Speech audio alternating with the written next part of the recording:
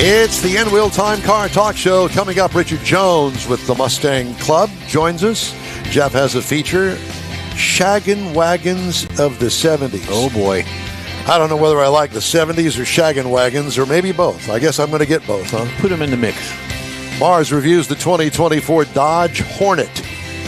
Just ahead on the In Wheel Time Car Talk Show. Howdy, along with Mike Out of This World, Mars. We always need more, Jeff Zeke. Absolutely. Wherever you go. Mm-hmm. I'm Don Armstrong. Glad you could join us today. David Ainsley, he's waiting in the wings for his next assignment, and he won't be here today. He's our chief engineer and He's bottle sleeping. washer. He is sleeping. 10 o'clock, he's still in bed. No, he's not. Probably not even home yet. That's what it is. From that partying. You go, David. That he does in the evening. He's young enough to go to bed about this. We're so glad that you could join us on this Saturday at our live version of our In Wheel Time Car Talk Show. We're live every Saturday from 10 a.m. until 12 noon Central Time. And if you're listening to a podcast, thank you for doing that too. We appreciate it. I did want to mention that for the first time in months, NHRA Drag Racing will be live tomorrow afternoon on Fox, the network Fox, not Fox. FS1 right. that nobody gets anymore, but on Fox, and it'll be at 2 o'clock our time, Central Time. Mm-hmm. So just wanted to mention that. Yep. So if you're into drag racing, get to see all of that. All kinds of changes in NHRA. Well, as a matter of fact, Fast Jack Beckman will be making his debut we talked about under the John Force Racing banner. Flag banner. Hopefully he's going to be here next week with us. Can you move that microphone a little bit closer? I know that it's only been 15 years since we've been doing this. And it's been 15 minutes since he remembers. Yeah. Truly amazing. I've tried to teach these boys broadcasting etiquette, but some sticks. We don't want to learn. Okay. Well, Mr. Mars, now talk to me. This episode sponsored by Prevagen. What? Take your Prevagen twice a day.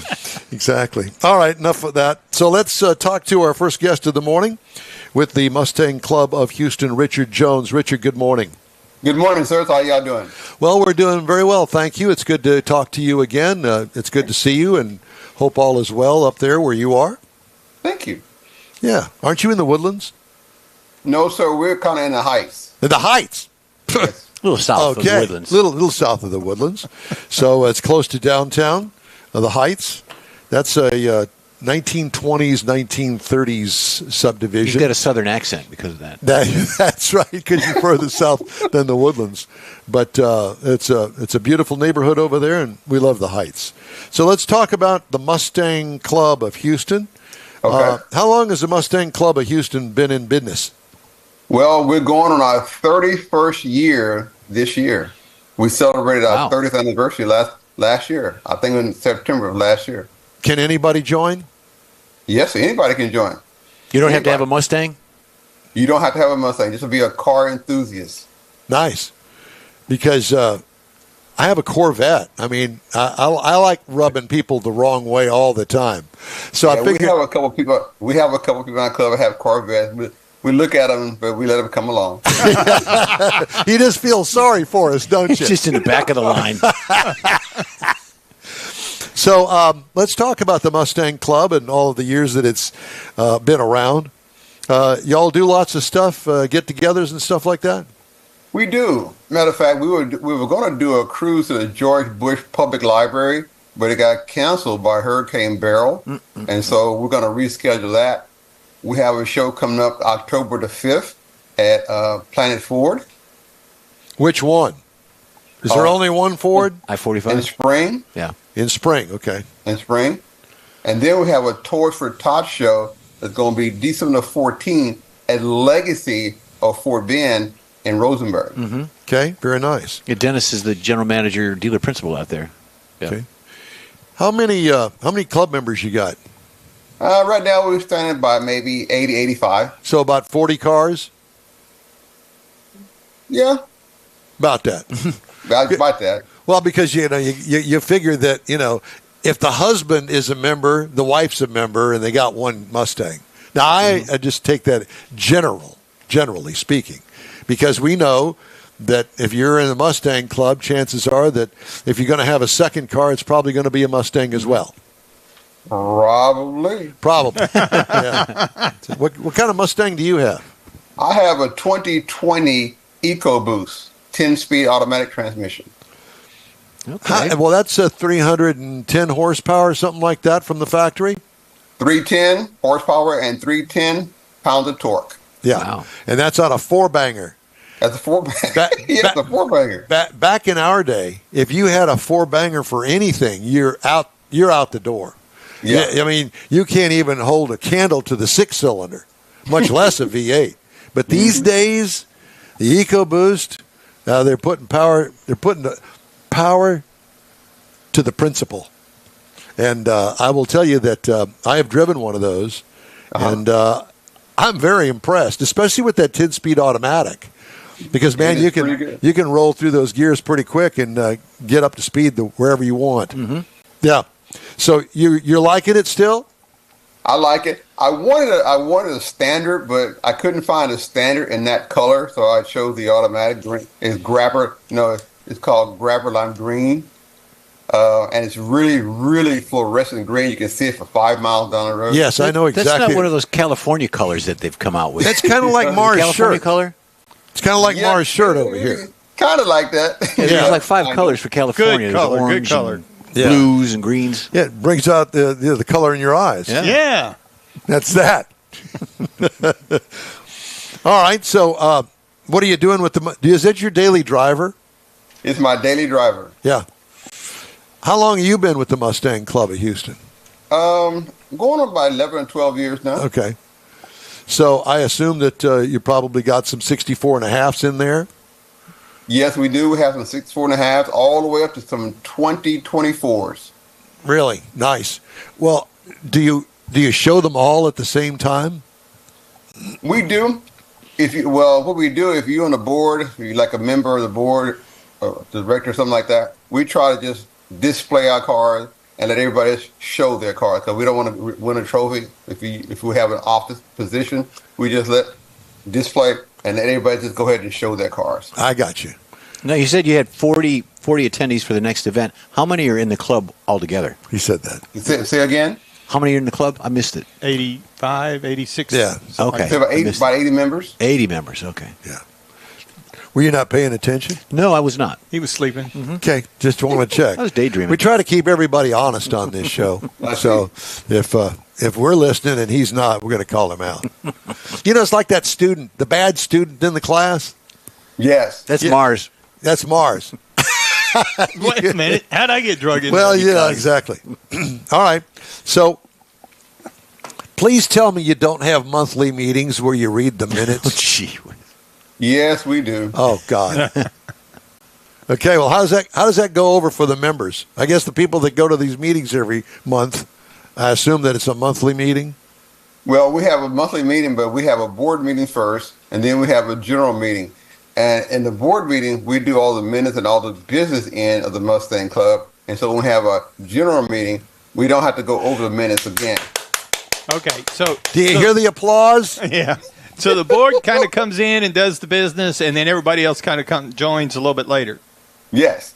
That's to me, that's the way. If it you is. if you want to do it and you want to do it on the up and up, then that's the way to do it. Yeah, and if But you- I don't want the minutes read at the general meeting because I'm walking out.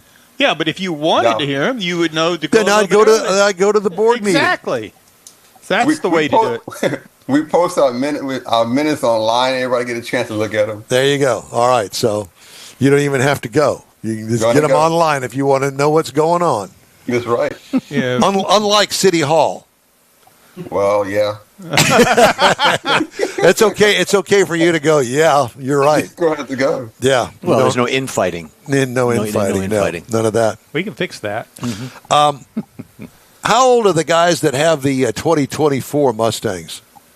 About 80. Are they really? Yeah, about 80. They're the only ones that can afford them.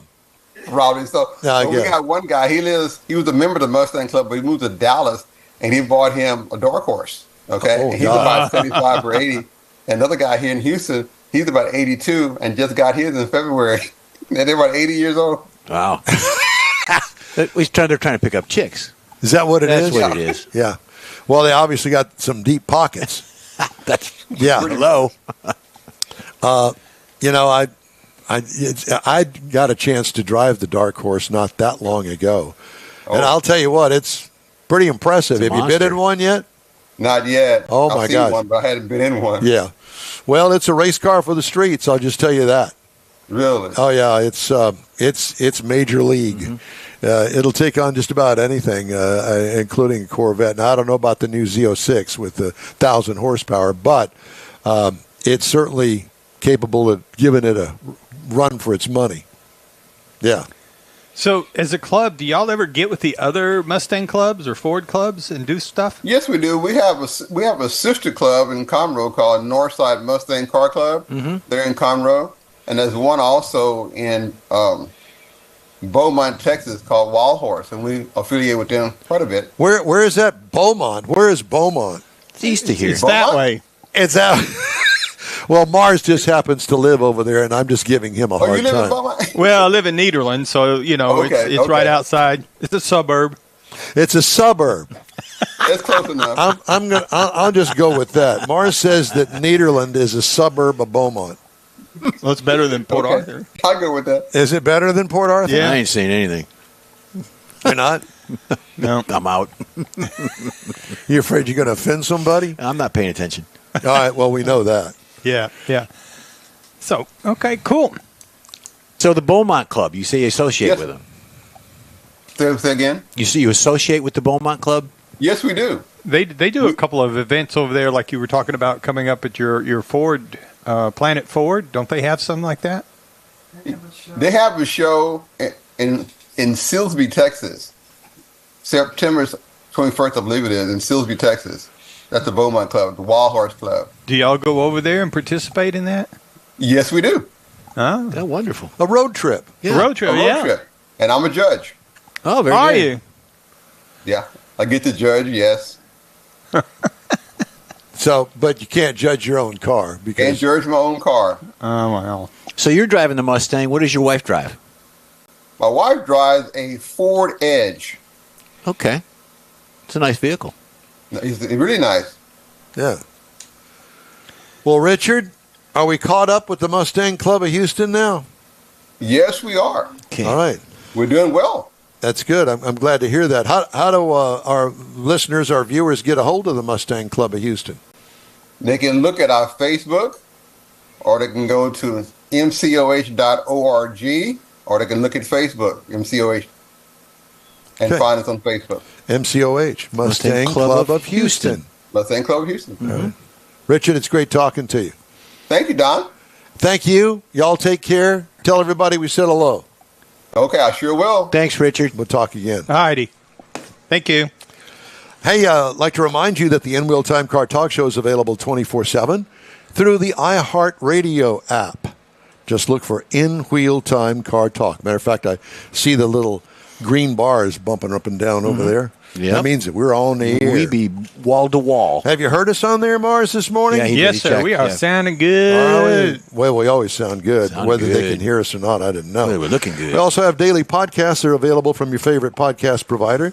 And we also video stream our live 2-hour weekly show on Facebook, YouTube, and InWheelTime.com.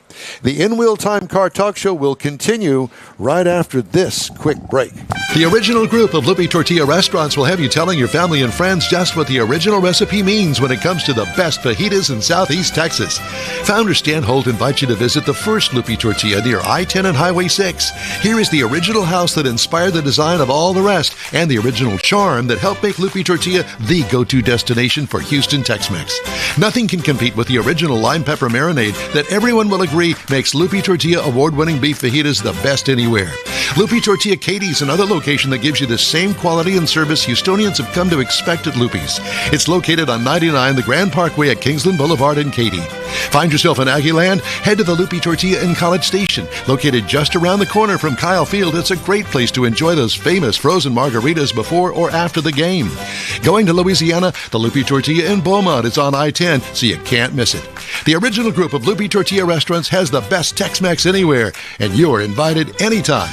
Your car is a direct reflection of you, so don't be satisfied with color fade or a dingy, dull appearance. Get rid of those terrible automated car wash scratches. Gulf Coast Auto Shield is your Save the Paint company. John Gray and his team of detailing experts can help your cars finish without a full repaint. Searching for the real experts in window tint or windshield protection? Gulf Coast Auto Shield. Dash cams, radar detectors, Gulf Coast Auto Shield. Got a new car? Get that thing protected as soon as you take delivery. If you don't know which of the multitude of protection products to go with, John Gray will give you an honest opinion and won't sell you something you don't need or can't afford. John will help you understand the many options and pricing right on the spot. He's your guy to have your ride looking its best and protected too. See the state-of-the-art shop yourself. Free tours anytime. Gulf Coast Auto Shield is easy to get to, located just south of the Southwest Freeway on the Sam Houston Parkway. Gulf Coast Auto Shield, full-service luxury car care today, and online at gcautoshield.com. All right. Thank you very much for joining us today on the In Wheel Time Car Talk Show. Mustang Club of Houston, October the 5th is what I wrote down. You know, I don't know about you, but I am so looking forward to getting into October. Because everybody thinks, oh, Labor Day, it's going to get cooler. No, it's not. No, it's not. Well, It's there's a still lot of events. summertime. It is, and the last few years, September's actually been the biggest month for hurricanes because the water in the Gulf and the heat, everything is there. Well, let's carried not- over from August. Do we have to bring that up? Well, He's a coastal guy. He's got yeah, I keep an eye out. By for the that. way, how did your luxury palace on stilts do down there at Crystal Beach during Hurricane Beryl? Burl. It did well. We got a little water blown in under the door seal. I got to replace the door seal. Oh, my. But other than that, it wasn't a problem. We did good. Good. I've got several houses in front of me to block it, so I got blockers. Blockers and tacklers. Yeah. Do you have a golf cart down there? Yes, sir. Do you keep it locked up? How come it hasn't been stolen yet? Because I keep it locked up in the garage. Great. Now they're going to go down there and steal his golf cart. Yeah. And I got a neighbor across the street with a gun. So Beautiful. And Yeah. he lives there all the time. Yeah. In fact, I got two neighbors that live there all the time across the street. So They're They have kinda like shootouts across the beach. shootouts. yeah. That's it. The Hatfield McCoys. Exactly. Hey, if you'd like to get in touch with us here on the In Wheel Time Car Talk Show, shoot us an email. The address is info@inwheeltime.com. Let's get the car review of the hour. We could do the car review or the feature. It's supposed to be doing the feature. Jeff's ready to do the feature. Where are you at? Uh-huh, You paying attention? Yeah. Apparently, he didn't pay. Do you have the right week? He didn't pay it up. We could do the car review. Either way, I just got to change the video. Well, oddly enough, right here, you see, there's nothing that mentions that in there. Okay. So I guess I need to change this Yeah. to reflect your. Did Mike type this? No, I did. Okay. I did. But Do you that's a proof good your guess. stuff before you It's type it? it's a good guess. Okay, making sure. All Write right. that down, Mike. So, Oh, man. It's a hard room, I know, I'm telling you. wow. all right. So this is supposed to be. Let me see what See, I've this is got what over on. happened last week when we met. We could go on. We could blow it off another week. No, it's not. Say All we right. did. All right. So we're going to have Jeff. I'm going to write this in here while you're talking. I don't want it now. Jeff You ready, Michael? feature. Yes. Okay. Ready? There you I got it. Okay, Do so I have to change this picture? you don't have to. Yes, you do. But not yet. I want to see that girl there. Days of the Shag and Wagon, a look back at the 1970s custom vans. The streets of the 70s were littered with a variety of vehicles. Littered. Badass muscle cars, massive gas guzzling land yachts your parents drove, the new economy cars to handle the gas crisis, motorcycles, always ridden without helmets, and of course, vans. There were no minivans in the 70s, Mike. This was a time before van had been tamed, before it had been neutered to a soccer mom machine of today. Did you And write that? No. That was really good. I know, Yeah, I it thought was. it I was had to great. throw it in there. I'll give credit to somebody else. I don't like to use the word neutered, but In go the ahead. 1970s, vans didn't carry spoiled kids drinking juice boxes and watching SpongeBob. Quite the contrary. Vans were basically a bedroom on wheels, Don. No SpongeBob, no juice boxes, no trips to organized sporting events in the suburbs. Just a lot of sex and recreational drug use. They might say the 70s full-size van was the crazy uncle of the modern minivan. The uncle lived in a dangerous situation in the 70s and then flamed out a decade later. In the 70s, many van owners took their shaggin' wagons seriously and tricked them out to the limit. Big, shiny side pipes with mellow sounds, plush interior carpet for the maximum results, dual amps and the horsepower, and perhaps most importantly, the artwork on the side. The vans of the 70s were decorated with airbrushed psychedelic wizards, doobie smoking dragons, naked slave girls, flaming unicorns. The trippier, the better. This was not your mom's minivan. This was a place where bad things happened, and the designs were a warning sign. Get into the back of a van with an airbrushed Grim Reaper in a land of mushrooms and naked fairies, you know what you're getting into. Naked fairies. Yeah. Your clothes are distinctive too. Your lifestyle was different. So why should your means of transportation be any different? It was a sexual revolution. A vehicle designed to accommodate massive amounts of shagging and drugs just made sense. Songs like Me and You and a Dog Named Boo declared generation passion to spread their wings on the open road, untethered by responsibility. The only downside to thick shag carpeting, Don, was that your roaches tended to get lost in the fibers. Nowadays, a van labeled Magic Mushroom wouldn't make it down about a mile without being stopped, searched, impounded, and the driver imprisoned. Of course, I don't want to paint a completely one-dimensional picture of the 70s. They weren't all used for sex and drugs. In fact, before the days of seatbelts requirements, the great family trips, enjoying the splendor of a spacious legroom, the CB radio, kids playing Rock'em Sock'em robots in the back, life was good in the 70s, even for a kid. Like a boat, vans of the 70s often had their own name branded on the side. Note of the name Pot of Gold isn't referring to what you might think it's referring to. Think Acapulco Gold or Lumbo Gold, also known as Colombian Gold. Well, it's been fun traveling down memory lane. Custom vans, it's time to put your paraphernalia down and, what? Keep on trucking. Yay! Jazz hands. That was worth the wait. Yes, Was it? That was worth Okay. the wait. Back in the day, I had a Back in friend the that worked day. at the Chevrolet dealership when those were really hot. Yep. Once or twice a year, he would manage to abscond with a demo. A demo. All We plushed out. Put the women up front driving, and we'd go down to New Orleans, and him and I would sit in the back and enjoy the ride. Oh, boy. I'll bet you would. Playing SpongeBob and Rock'em Sock'em? Yeah, that's it. That's it. All right. It's your turn, Mars. Okay. This hour's car review brought to you by us.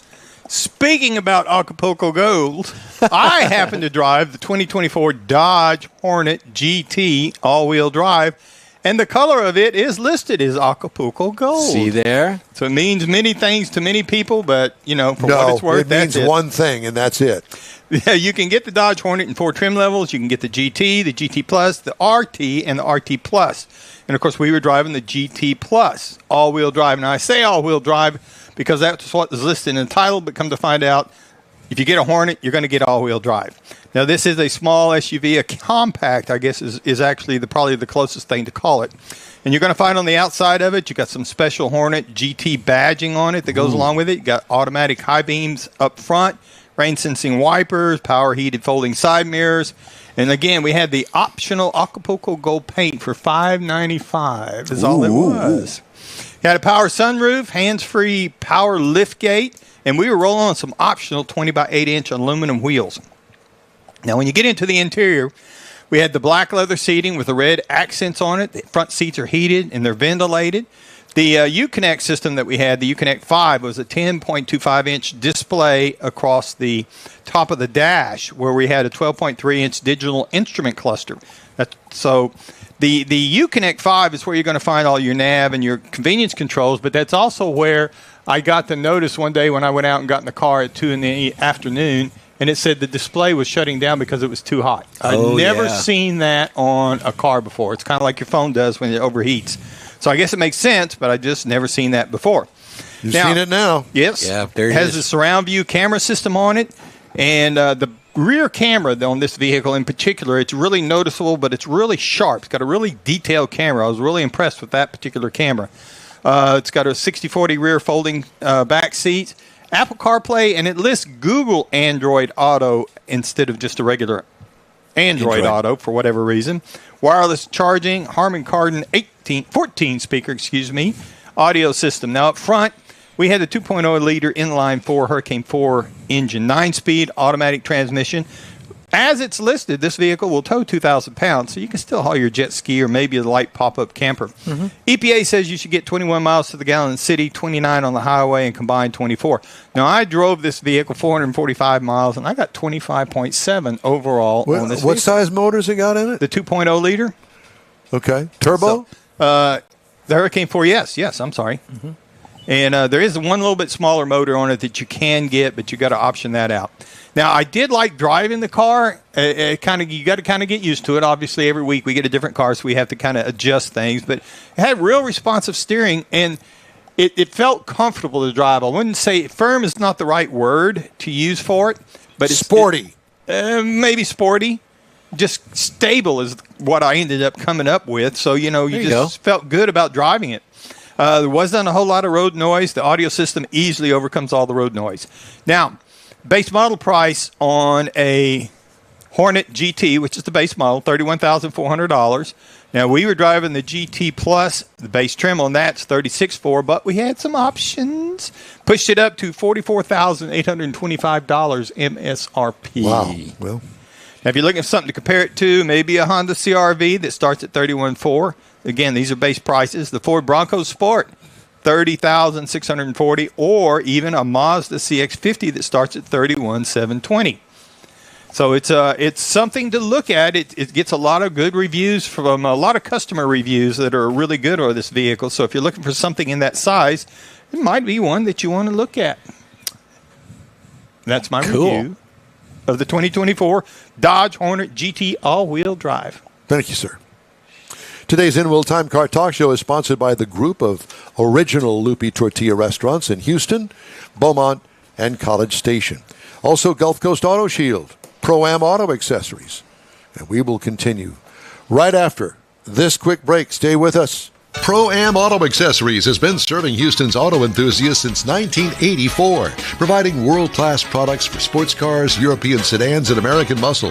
Pro-Am is known as the place to go to find exclusive and hard-to-find parts and accessories. Pro-Am is one of the very first distributors in the USA for brands such as Recaro, Redline, Momo, Corbo, and Simpson.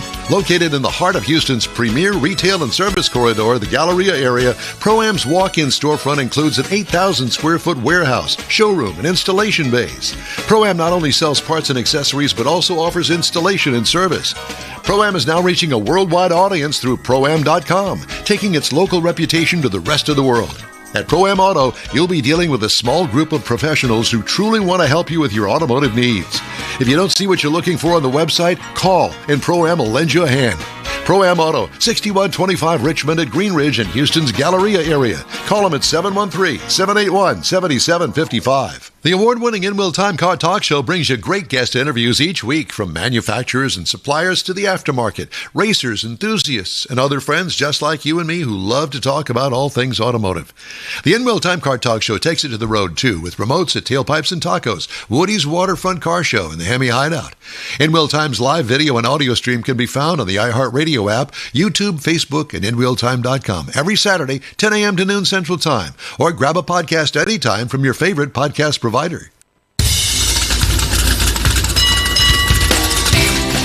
From the Sugar Shack Studios in Houston, Texas, USA, it's the In Wheel Time Car Talk Show. Woo-hoo. Just ahead, Rochelle Salinas, Houston Automotive Show, or Houston Auto Show with boats. Right. Well, that kind of couples it up. Throw in a helicopter there. Jeff has the cruise-in calendar and the events calendar. We'll have the stories making automotive news headlines this week. Howdy, along with Mike Out of This World Mars. We always need more Jeff Zekin. I'm Don Armstrong. Glad you could join us on this Saturday for our live edition of the In Wheel Time Car Talk Show. Glad you could join us. And somebody that we're always glad to join us, that would be Rochelle Salinas. Hey! Good morning. Good morning, fellas. How are ya? Well, we're doing Good. well. And how are you? I'm fantastic. I don't know when the last time we talked. I think it was a couple of years ago, wasn't it? Seems like it. Not quite that Feels long. like it. I know it does feel. Feels like it, but I think it was about 8 months ago back at the auto show. There you go. Yes, it was. So, how are things? Things are good. It was a very busy summer, and we've got a lot of progress happening, I say, in the auto show world across the country. Lots of new things coming about, and kind of a revival of auto shows, if I could. And so we're really starting to kick off Houston planning right now this month. So it's a good time to be in my business. So, what is the latest skinny on the car shows? I know that Detroit was put on hold last year or this year. I don't even know what's going on with Detroit. Yeah, they're moving back to January. So they will have a they're- January show. Yes, they're moving back to January, and everyone else pretty much is as they are, and moving slightly based on the calendar year and convention center availabilities. But everyone's pretty much coming back on board, and the manufacturers are working to come back as well in many ways. We had a big meeting this summer with about 45 different auto shows, and we're making a group of us are coming together to make some changes that have been requested for many years by the OEMs, so that they can come back and participate. Anything that you can share on that? Well, a lot of it is on the event logistical side. So it's very much streamlining some of our planning, long-term looking at spreading the calendar out, and making it regionalized so that the OEMs don't have to transport, from Houston to Chicago, back to Dallas, back to over here and up there and all around, so that we can really kind of coordinate our calendars better. It will take a few years to do that because of convention center and the dates that we're stuck to in contracts and everything. But that's one thing. Also, on the back end, streamlining how we're doing data collection and monitoring of information that's given out to the OEMs after the show. So making sure that it's consistent and legible across all of our shows, so that we're really looking at apples to apples in that sense. So it's a lot of, back end marketing aspects. But when they have that, then they can justify better to participate in the auto shows, because definitely the auto show managers at the OEMs know that the auto shows are a lucrative place to be marketing. But they have to justify it clearly, transparently, and correctly, and we want to help them do that better. So that's kind of our plan with a big group of shows, and we'll continue to move forward on it. And hopefully we can continue to gain more OEMs back at the auto shows, as well as dealer groups. And have you presented the mutual findings from this group and what you guys are going to do behind the scenes to the manufacturers, so we can get things back, that like the big RAM display and the interactive and with Jeep and that sort of stuff? Ride and drives. Yeah, all of that is currently in motion. So we actually just had a meeting presenting to the OEMs, including Stellantis and Ford and Hyundai and Mazda and many others who are on the VW, Nissan, were all on the call with us earlier this week. And we presented a 10-show study that we had done last year. Unfortunately, Houston wasn't included in that, but many other of our partners were, and showing them, how important the auto show is and how their demographics are really at these events. And I think that's kind of the first step to get this ball rolling, and showing them like we're all in to help them come back and make it a great event. Go ahead, I'm sorry. That Stellantis is definitely considering returning. I don't know about kind of the big ride and drives yet, but there's definitely an uptick in EV ride and drive requests. So we're already getting a lot of those in. So I think it's going to come together to be a good year. When is the Houston Automotive Show this year? So this year we're January 29th through February 2nd. Right. This is the latest in my schedule of 15 years doing this show that we've ever had, going in February. So I think that'll help us as well. Yeah. Now, are you going to have to compete with, monster truck shows and rodeo and stuff like that? I don't think so. I think we're falling just accurately, and we won't compete with the Texans this year either, even if they do well and make it to the playoffs. So I think we're in a good place this year for the calendar. Because I know and that then we're bringing back. Go ahead. Go ahead. I'm just going to say, because I know that the dates have been an issue from time to time where you're competing with another event or the Texans are playing and we didn't schedule that. Whatever, you can't schedule a playoff game, but, but it can interfere. And I know that that hasn't been well taken by the folks at the Houston Auto Show.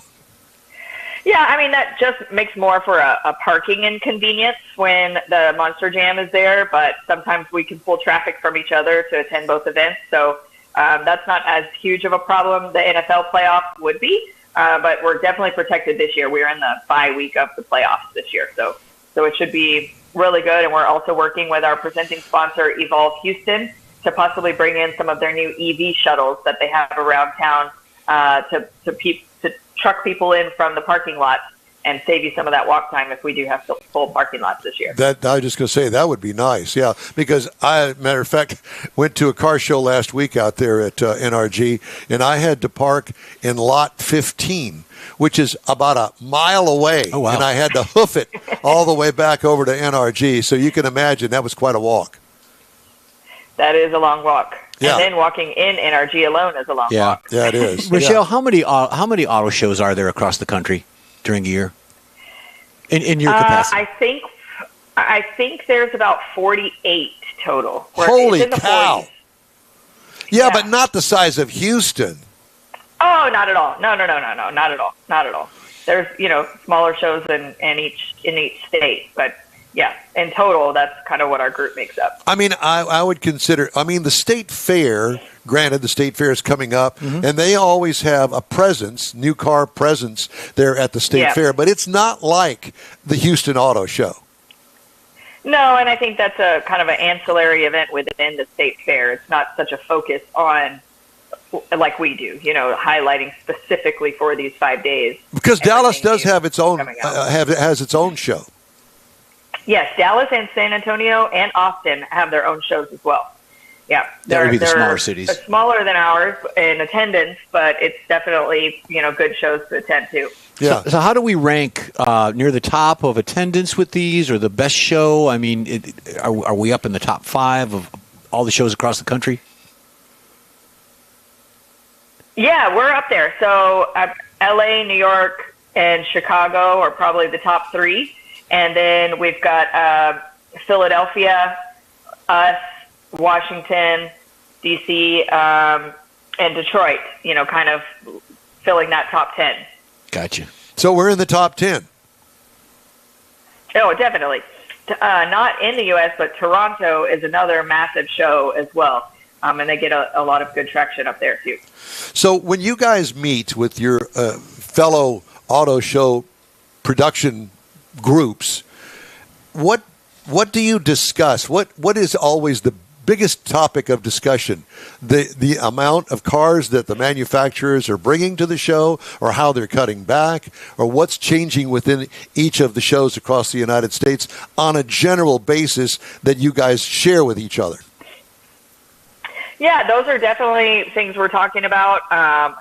We're sharing news on who's talked to which manufacturers and what they're doing, what decisions they're making.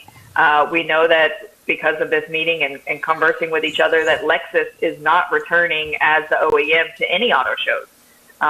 And so we share that kind of information. We also share good vendors that we've worked with, and ticketing companies, social media companies, et cetera. And then we just share some great marketing ideas and looking at how we can better promote and better present ourselves, and talk about what the customers are asking for, and saying, okay, well, we decided to put in, all the different innovative things that shows are doing around the country, upping their test drive experiences, adding a food truck park or a putt-putt golf game inside their show to increase dwell time at the event. So different things. We just share all kinds of ideas across each other and best practices to see what's working and what's not. See, just like regular car show reviewers, you steal ideas from other people, just like we used to do in radio.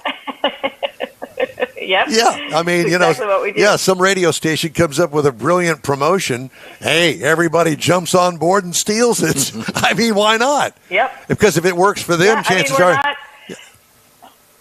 Well, we know that we're not competing in that sense for our ticket buyers, right? Our customers that are coming are all local to our cities where we're hosting these events. So if we're doing some sort of promotion and it works well, it's not competing with each other. It's making the best of the situation. I find it interesting what you say about Lexus. One of the premier brands that has more makes and models of cars that you could shake a stick at. I mean, if you go to any website and look at all of the cars that Lexus has, I mean, it's got to be 50 different models. And them not to show up, it puzzles me. I don't understand. Mm-hmm.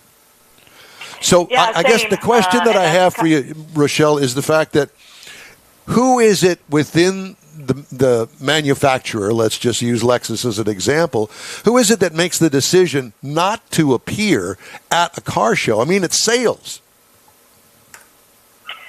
I wish I knew. Well, because we would try to get their ear. But, I think it comes down from the executive level and looking at budgets, and they have decisions to make. And I know it's hard ones. And then this is something that they push down, unfortunately, to the dealers.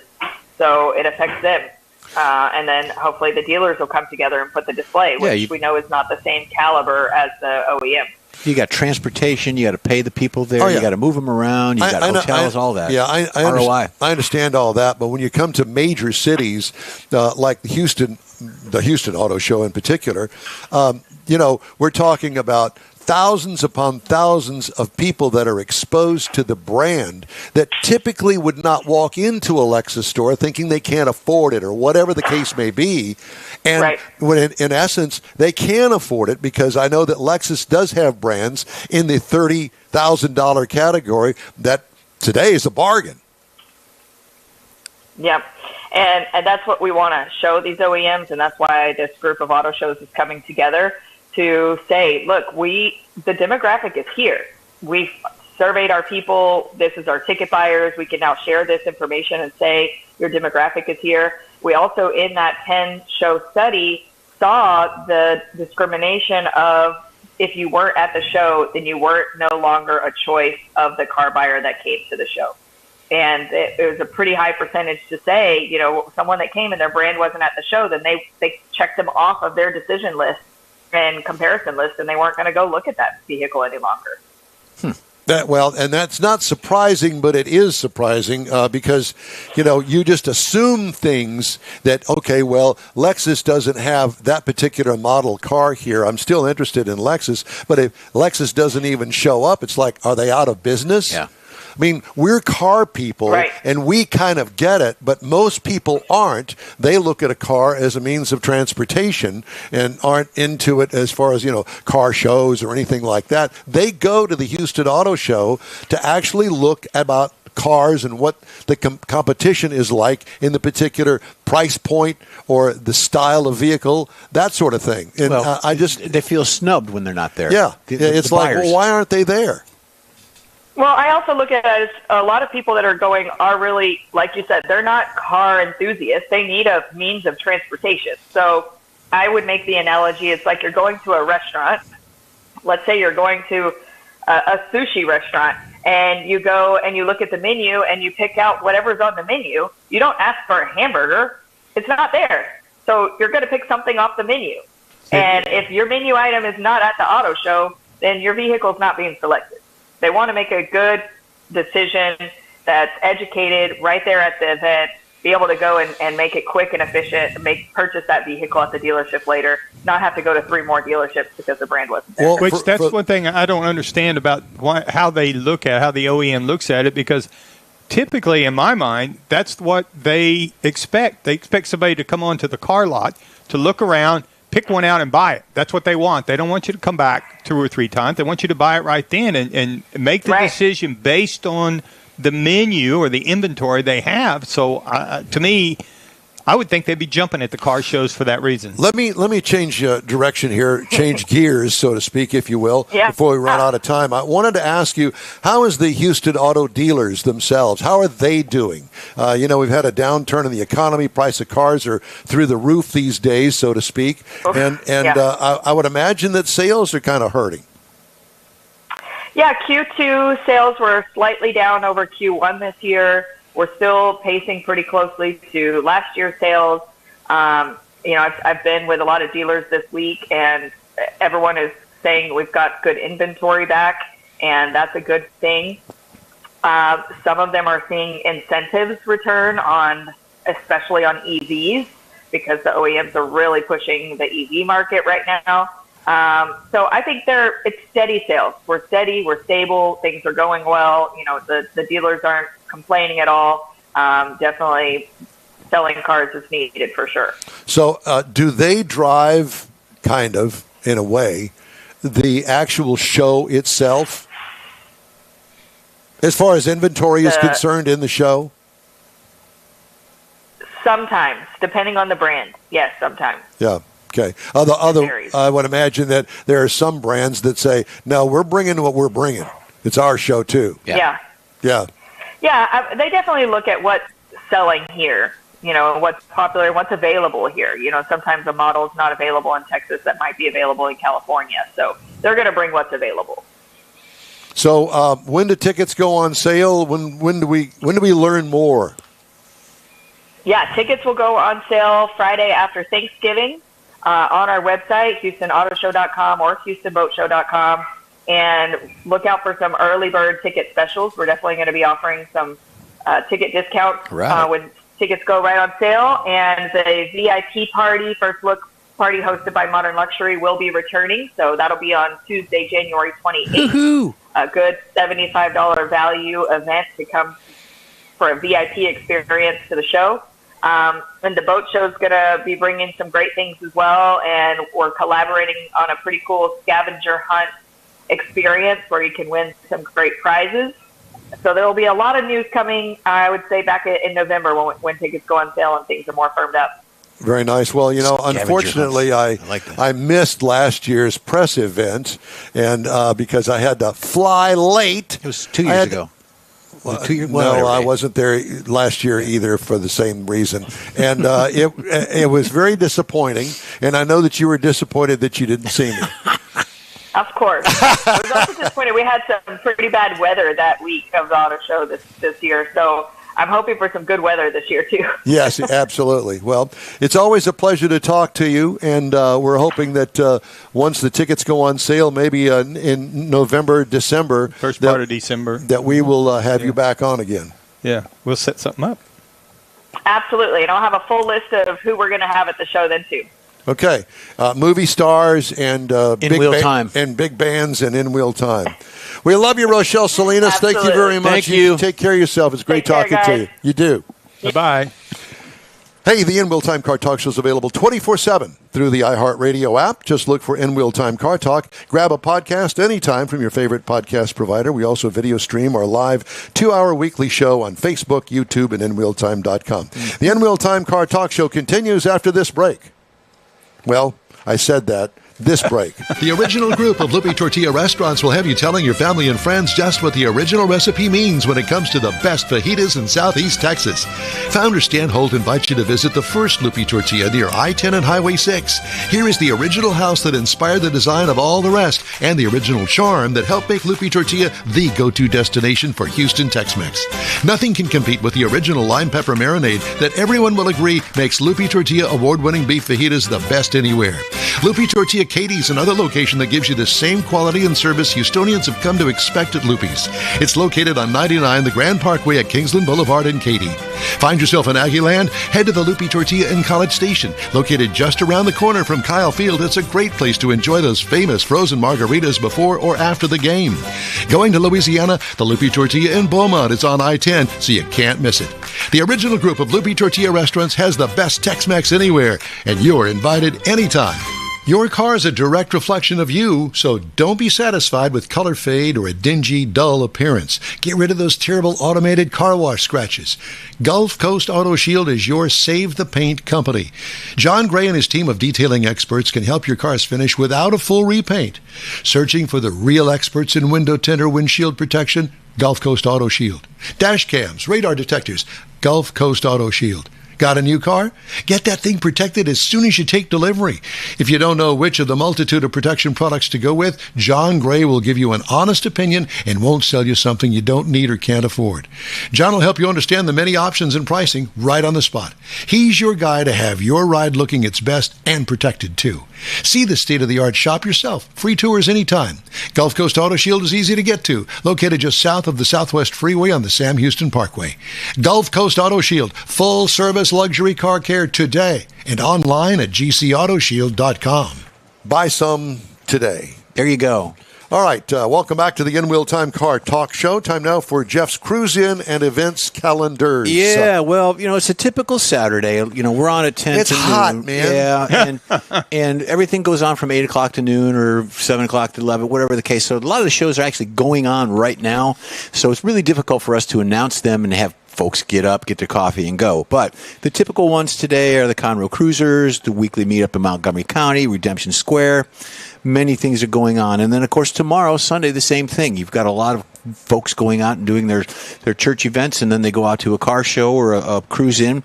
So you got the meetup in Willis, Texas tomorrow. That's a weekly thing. What are you talking about, Willis? I know. I just did. So if you've got a car event, you've got a cruise in, let me know. Jeff at inwheeltime.com. I'll put it all together and we'll talk about it. We might even have a discussion on the panel. So that's what's going on. So far as events, same thing. We've got Woody's 6th Annual Waterfront Rod and Custom Car Show, Mike. You're going to be there. So are you. Yep. I'm going to have the salad. So it's free to the public. Sponsors include Corvette World, Lawson's Auto Works, Mo Muscle Cars, Mo Gateway Classic Cars, Frank's Car Barn, and of course, In Wheel Time will be there. We'll be signing autographs and all that good stuff. So it's the 6th annual. They've got different classes, and the regular classes from 1920 to 2004, awards for Best Show, Best Interior, Best 2004, Engine. I could bring the Corvette. Yeah, you can. I thought about that when I was putting this down. Best Engine, Best Paint, Best Truck, Best Rat Rod, Best Import, 40 awards in total.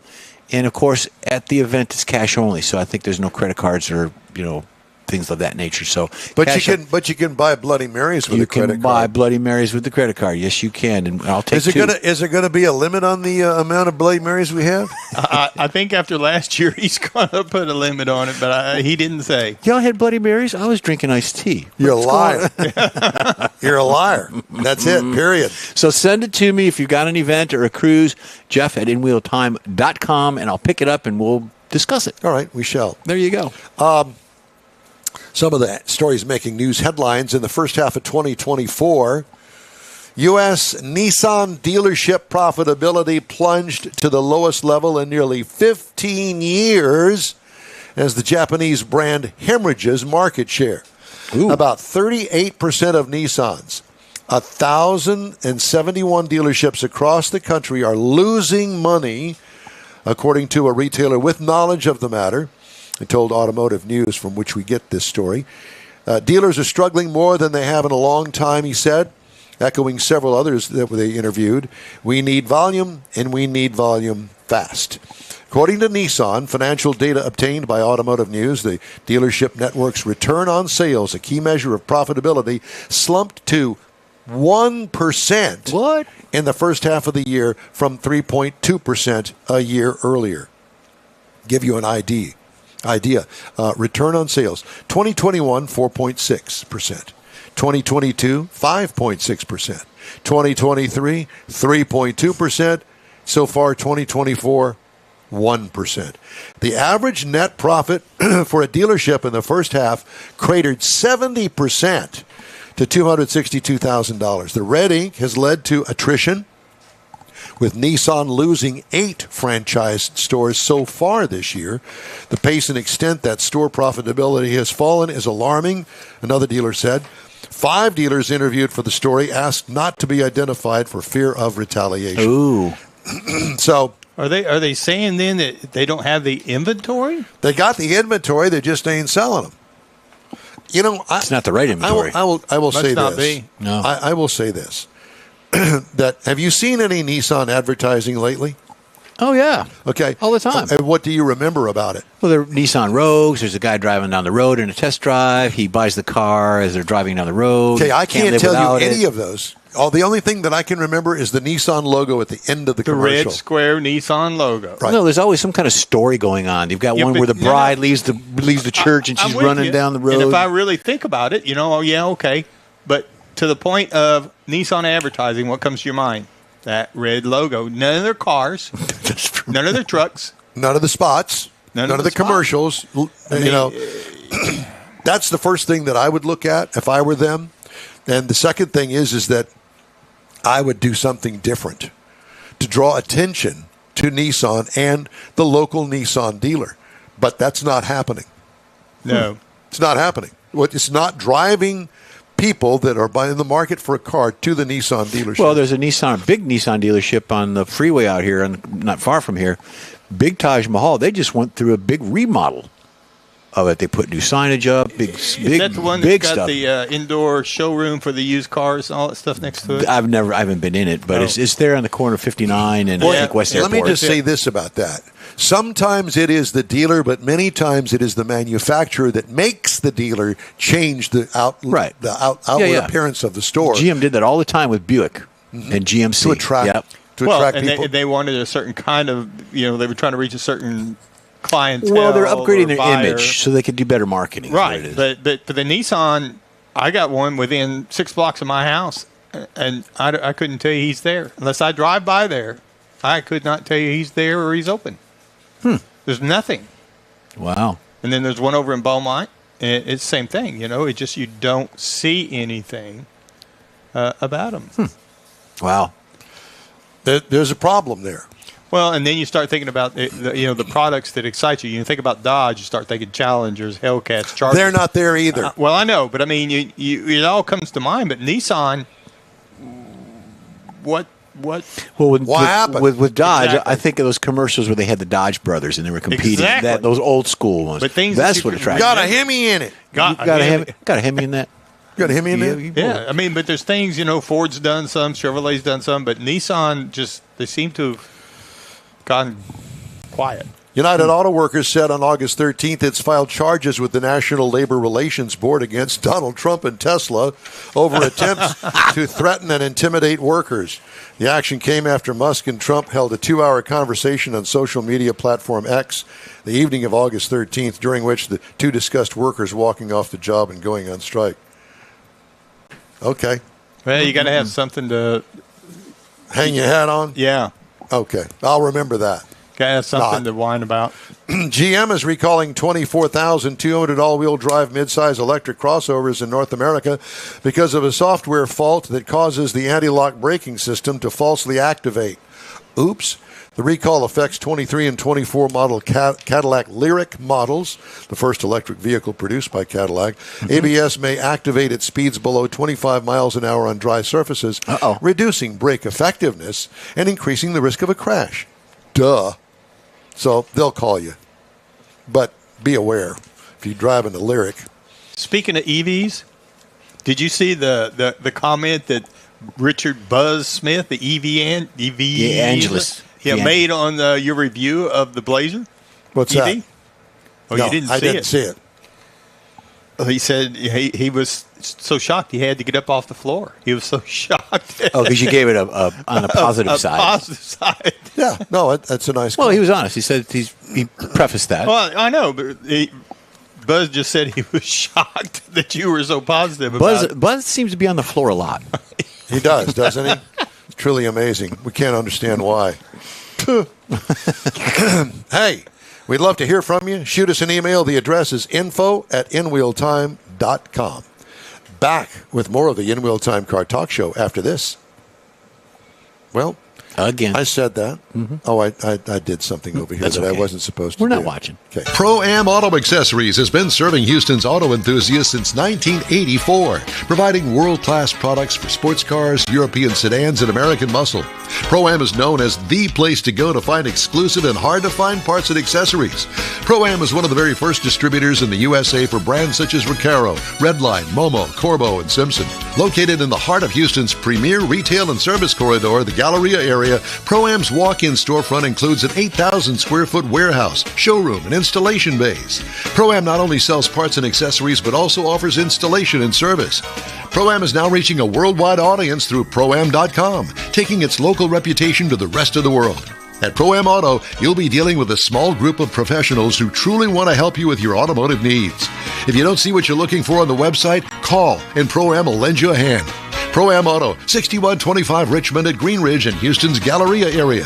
Call them at 713-781-7755. The award-winning In Will Time Car Talk Show brings you great guest interviews each week from manufacturers and suppliers to the aftermarket, racers, enthusiasts, and other friends just like you and me who love to talk about all things automotive. The In Will Time Car Talk Show takes it to the road, too, with remotes at Tailpipes and Tacos, Woody's Waterfront Car Show, and the Hemi Hideout. In Will Time's live video and audio stream can be found on the iHeartRadio app, YouTube, Facebook, and InWheelTime.com every Saturday, 10 a.m. to noon Central Time, or grab a podcast anytime from your favorite podcast provider.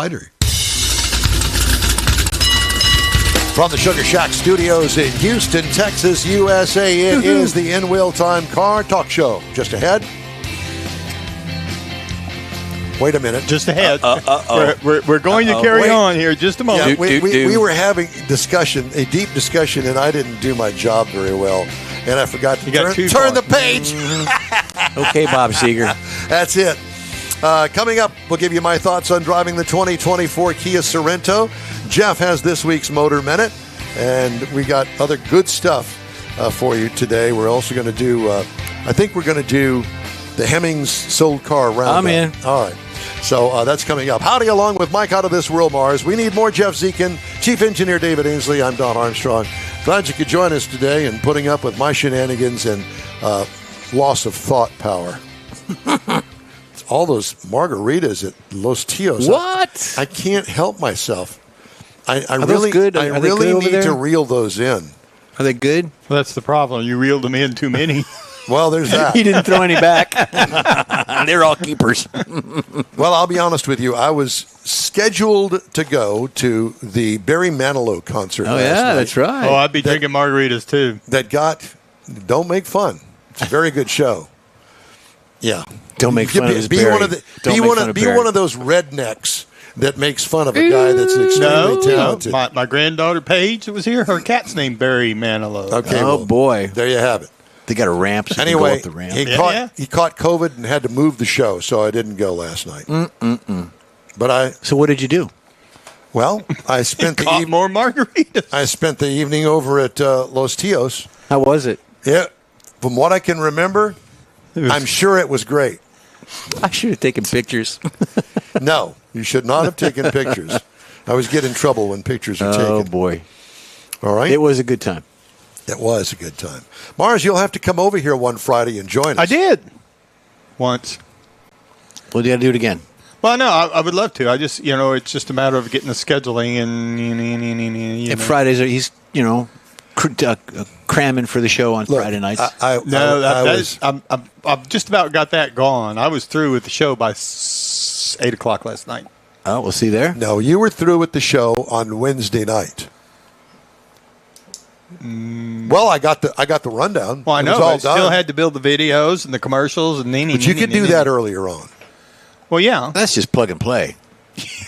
Bring that stupid computer of yours over here. No, this is the stupid one. That's the smart Yeah, I one. think Camp out in some motel room and come and join us on a Friday night, and you'll see what we put ourselves through. We could all go to your hotel room. Yeah. Let me do that on the weekend. I don't get my wife to come then. That's all I can say. Uh-oh. No, you have to bring Becky bring back. I want to. I'm going to try that. Come for a concert. They got lots of concerts and stuff Oh. going on here. Tom Jones is coming at the not very long, I couple like weeks Tom down the road or Jones. next month. Tom Jones is coming to the You're going to make fun of him too? No, I like Tom Jones. And Well, and so there's a difference between Tom Jones and Barry Manilow. Talking about their big difference. You're talking One's about alive. their sexuality. Are you going to go to that redneck area? How many? Never mind. And Herb Albert and his wife are coming in December 18th to U of H. Yes. The U of H thing. My wife likes Herb Albert. For a Christmas show. That's right. So and I've been to that venue. It's Cullen Theater. Cullen Theater, that's what it And is. that's a great venue. It's really small, very intimate. So you get wherever seat you get, Close it's going up? to be close Yeah, up. yeah. And I went to an event there that had all these big stars, musical stars, and it was the most you had to have been in the Underwhelming. underground to understand that they were all coming and they were going to appear together. Truly amazing. Christopher Cross was one of the people that was in this big band. Yeah. You would have recognized most of them. Yeah. Anyway. Cool. Christopher Cross, wasn't he with America? I'm thinking. I thought he was a rapper. No. Yeah. Mars, you know what? You just need to That's stay Chris over Cross. there. You need to just stay over there in Neaterville. No, we need to get And Mike you over could, here. You could go to the farm and ranch show or something. Mike is actually a fun guy. He really is. He is. Yeah. Uh-huh. In what way? Well, he's entertaining. I'll grow on you. I'll grow. Exactly. Oh, fun guy. I got it. Fungus. Take a while, you know. I thought I was going to have to explain I'm it going to to you. put Jim. him in soup. Like oregano. Mm-hmm. I got a couple of things we're going to do here. One of them is recalls. Okay. Ford and Mazda, they used to be owned by Ford. They issued an urgent do not drive warning for more than 457,000 vehicles What? Yeah. equipped with recalled, unrepaired Takata airbags. Yeah, we're still going through this. If you have one of these vehicles, do not drive it until the repair is completed and the defective airbag is replaced. This do not drive warning covers all unrepaired, recalled Ford, Lincoln, and Mercury vehicles, as well as Mazda vehicles that are equipped with non-desiccated Takata airbags. Now, how are you going to tell? He's going to tell you. NHTSA is urging all vehicle owners to immediately check to see if their vehicles has an open Takata airbag recall by visiting NHTSA.gov/recalls and entering the license plate or VIN number. If it does, owners should contact their dealership to schedule a free repair as soon as possible and follow any warnings from the vehicle manufacturer. Ford and Mazda are offering free towing, mobile repair, and if necessary, a loaner. That's how important this is. 400,000 loaners. 457,000 vehicles. Wow. Wow. That's huge. And you know, the Takata thing's been going on for quite some time. 10 years? Yeah.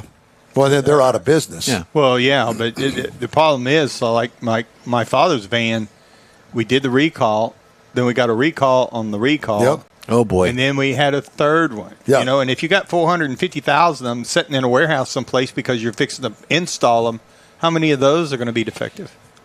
Yeah, what is the... I mean, Well, is let's just there's be no, real negative about it. expiration date Well, on I'm them. just more realistic. I mean, I'm thinking, how do you tell if you have the desiccant or not? You look it out on the carpet and see if it's kind of like... If you have not taken your car that has a VIN number or a license number on it into the shop to get repaired for the Takata recall, they'll tell you it's not been taken in. Right.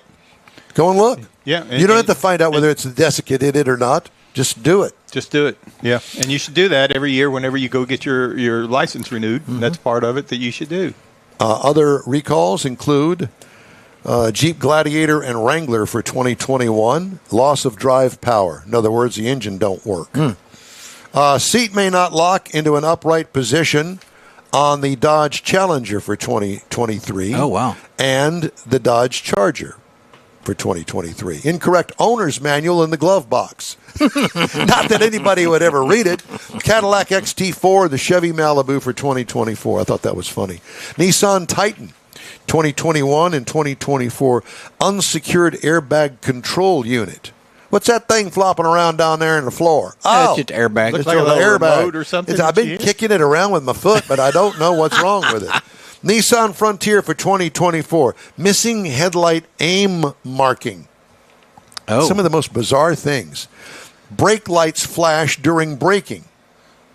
In the Hyundai Sonata. I've seen that. I don't know For if it's a Hyundai, but 2024. I've seen them kind of flicker.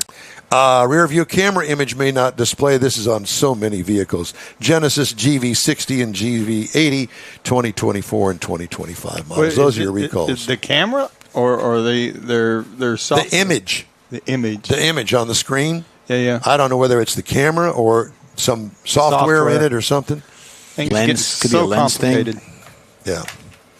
Recalls are aplenty, and they're not exclusive to one brand. No. No, there's plenty to go around. Hemmings.com Get your scorecard, Michael. sold cars roundup. Scorecard.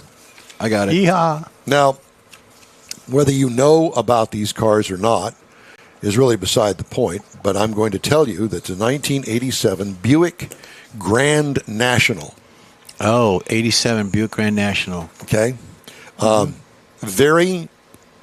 They're Black, very, I'm sure. they're very popular. Now, this is not the GNX, this is the Grand National, okay?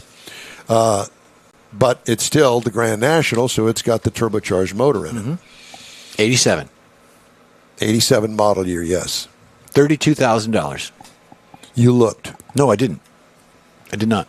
Well, I'm going to take it then that the price is $32,000. It's $32,628. Because I was going to go for 28. You looked. I saw your No, I eyes didn't flash over here. I was looking at Hemming. I didn't see your car. Sure, yeah. No, I didn't. Yeah. No, What's the next you know, one? I'll look. Because there was one of them down there at the Hot Rod Tour That's Texas there on the, on look at the square that we talked to. Yeah. Okay, here's one. Put that down and That's overpriced. concentrate on this. Okay. A 1964 Chevrolet Impala Coupe. A coupe. 64. It looks like it's completely stock, including the wire wheel covers. And if you remember correctly, back then in 64, the Impala was top of the line. They didn't have Caprice back then. Okay? 64, top of the line. What do you think that a completely stock, butternut yellow 64 Oh. Chevy Impala would go for? Not an SS. No, No. just stock. Okay, all right. $28,000. Nah, I'm going to go 24. 27,825. I didn't look. You've been thumbing through. You've been thumbing through. You've been studying. Studying. Studian. Here's one for you, Mars. Here is a 1989 Ford F-150 Lariat with a camper on the back. It's got your name written all over. 90 what? A 1989 89. Ford F-150 Lariat. What do you think something like that go for? It looks completely stock. Probably owned by the farmer. I don't know, but it's in a nice neighborhood. Yeah. 12. 12. I was thinking that too. I'll go 15. $23,100. That's It must the be in good shape. sold price? That's the sold price. There it is. Jeez. Oh, you didn't say the camper top on it. I Oh, did yeah, he say did. that. He did. He didn't I wasn't mention paying the- attention. again. He didn't mention the running boards, though. See? No. And the Oh, wagon that's what it wheels. was. It put it over the top of the yeah. running There you boards. go. And the wagon wheels. Jeez. Yeah, I'm Louise. telling you. Now, Get it here's right. something. This is one that I'm interested in. A 1919. Basically, it's a bucket T. They list it as a Ford Model T, but it's a bucket T. Yeah. Well, you know, back in my day, bucket Ts were the big thing. I had a neighbor that had one. Sold it recently. Really? I mean, it's got looks like a small block Chevrolet with a blower on it, and it's got some zoomy headers on it. Of course. It's got a straight axle on the front. It's got big fatties on the back. What can I say? It's a two-seat hot rod. Yeah. What do you think something like Well, that you would go go first. for? Well, with the blower on it and stuff, I'd say 26. 28. 14.7. Let me see it. It might be his. Guy down the street. Different. No, his was Cheap yellow. buckets are cheap. His was yellow. They and he had a are, and I canopy don't on it. understand. But I guess because they're not hot anymore. What are you going to do with them? Put it in the garage and drive it on a nice day? Yeah. It'd be fun. Here's one for you, Jeffrey. All right. Got your mindset ready? 1953 Mercury Custom. 2-door with skirts on it. 40. It looks completely stock. It's even got the Dagmars on the bumper. $46,000. I'm taking it. 24. How much? 24. $10,500. We're way off. Well, I was thinking maybe with the Dagmar. Okay, I was thinking of But a keep going different lead model sled. than the custom. Okay. Now here are two Man. This is a pretty car. two C5 Corvettes, both of them convertibles. Okay, they look stock. Now I don't know about mileage or anything like that. The year model is 2000, and they're Corvettes, Convertibles? convertibles. What we used to call roadsters back in the day. Yeah. What do you think that would go for? And I will tell you right now that they're pretty close to $1,000 that separate the two. I'm going to say by it being on Hemmings, it's going to be low mileage, and I'm going to say 24. 26. 18,480 is the high Giving one. all the money up. Must not be that much. Must not be We're that not low good at mileage. this. I don't know. I mean, they look super clean. Let's Well, gander. I understand, but I mean, there's a 2002 sitting down in Webster with less than 40,000 miles on it for It's still 19. sitting there? Yeah, it's down to 19. They ought to put Mike Mars' license plate on there. Yeah, exactly. Let's see. I think I'm going to change my name. I got another one I'm going to Oh. show you here. I'm going to change my name to C5. C5? And I'm going to start buying up all the C5s.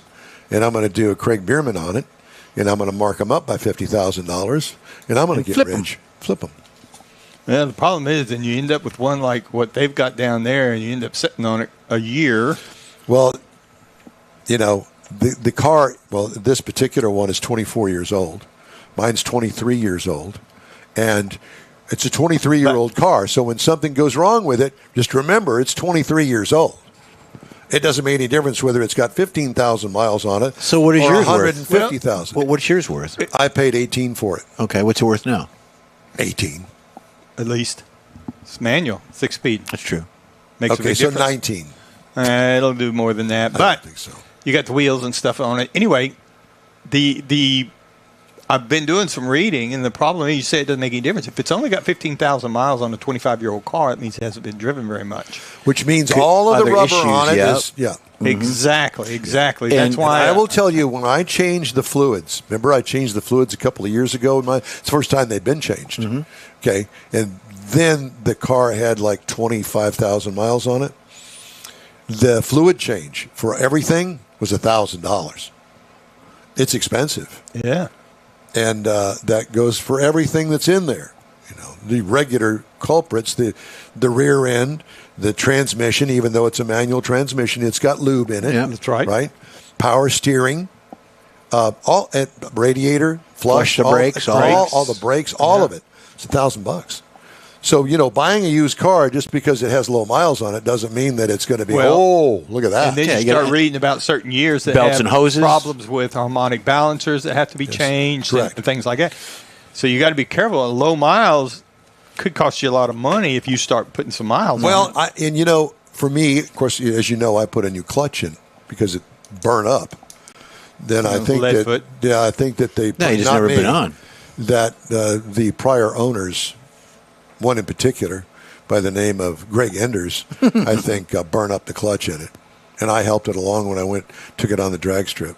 Well, but I mean, it's a car, and you buy it to drive. And that was $2,000 hiccup there. yeah. Remember, you got to drop the entire rear end. The entire rear end has to come out of the car because that's where the clutch is. It's not up at the bell housing. Well, you probably shouldn't be doing that in my driveway. Then it's a good thing to know. Makes that automatic look a I'm little not bit volunteering for that one. Yeah, not No. me. All right.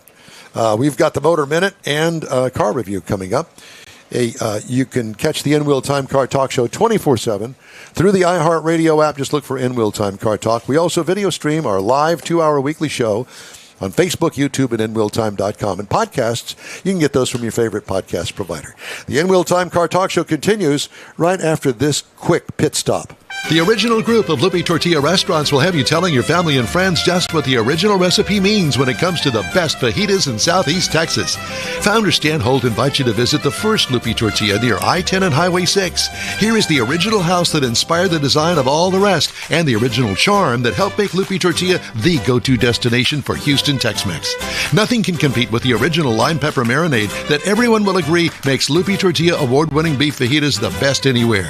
Lupe Tortilla Katie's another location that gives you the same quality and service Houstonians have come to expect at Lupe's. It's located on 99 the Grand Parkway at Kingsland Boulevard in Katy. Find yourself in Aggieland? Head to the Lupe Tortilla in College Station. Located just around the corner from Kyle Field, it's a great place to enjoy those famous frozen margaritas before or after the game. Going to Louisiana, the Lupe Tortilla in Beaumont is on I-10, so you can't miss it. The original group of Lupe Tortilla restaurants has the best Tex-Mex anywhere, and you're invited anytime. Your car is a direct reflection of you, so don't be satisfied with color fade or a dingy, dull appearance. Get rid of those terrible automated car wash scratches. Gulf Coast Auto Shield is your Save the Paint company. John Gray and his team of detailing experts can help your cars finish without a full repaint. Searching for the real experts in window tint or windshield protection? Gulf Coast Auto Shield. Dash cams, radar detectors? Gulf Coast Auto Shield. Got a new car? Get that thing protected as soon as you take delivery. If you don't know which of the multitude of protection products to go with, John Gray will give you an honest opinion and won't sell you something you don't need or can't afford. John will help you understand the many options and pricing right on the spot. He's your guy to have your ride looking its best and protected too. See the state-of-the-art shop yourself. Free tours anytime. Gulf Coast Auto Shield is easy to get to, located just south of the Southwest Freeway on the Sam Houston Parkway. Gulf Coast Auto Shield, full-service luxury car care today, and online at gcautoshield.com. Welcome back to the In Wheel Time Car Talk Show. Glad you could join us on this Saturday for our live 2-hour show. Starts at 10 o'clock and we go till 12 noon. Mm-hmm. Had a couple of comments. George wanted to let you know he just did his 2007 Dodge Ram with 60,000 miles for $835 compared to your... Well, Ram versus Corvette. Yeah. You know, I got a text. So you're saying George overpaid? Yeah.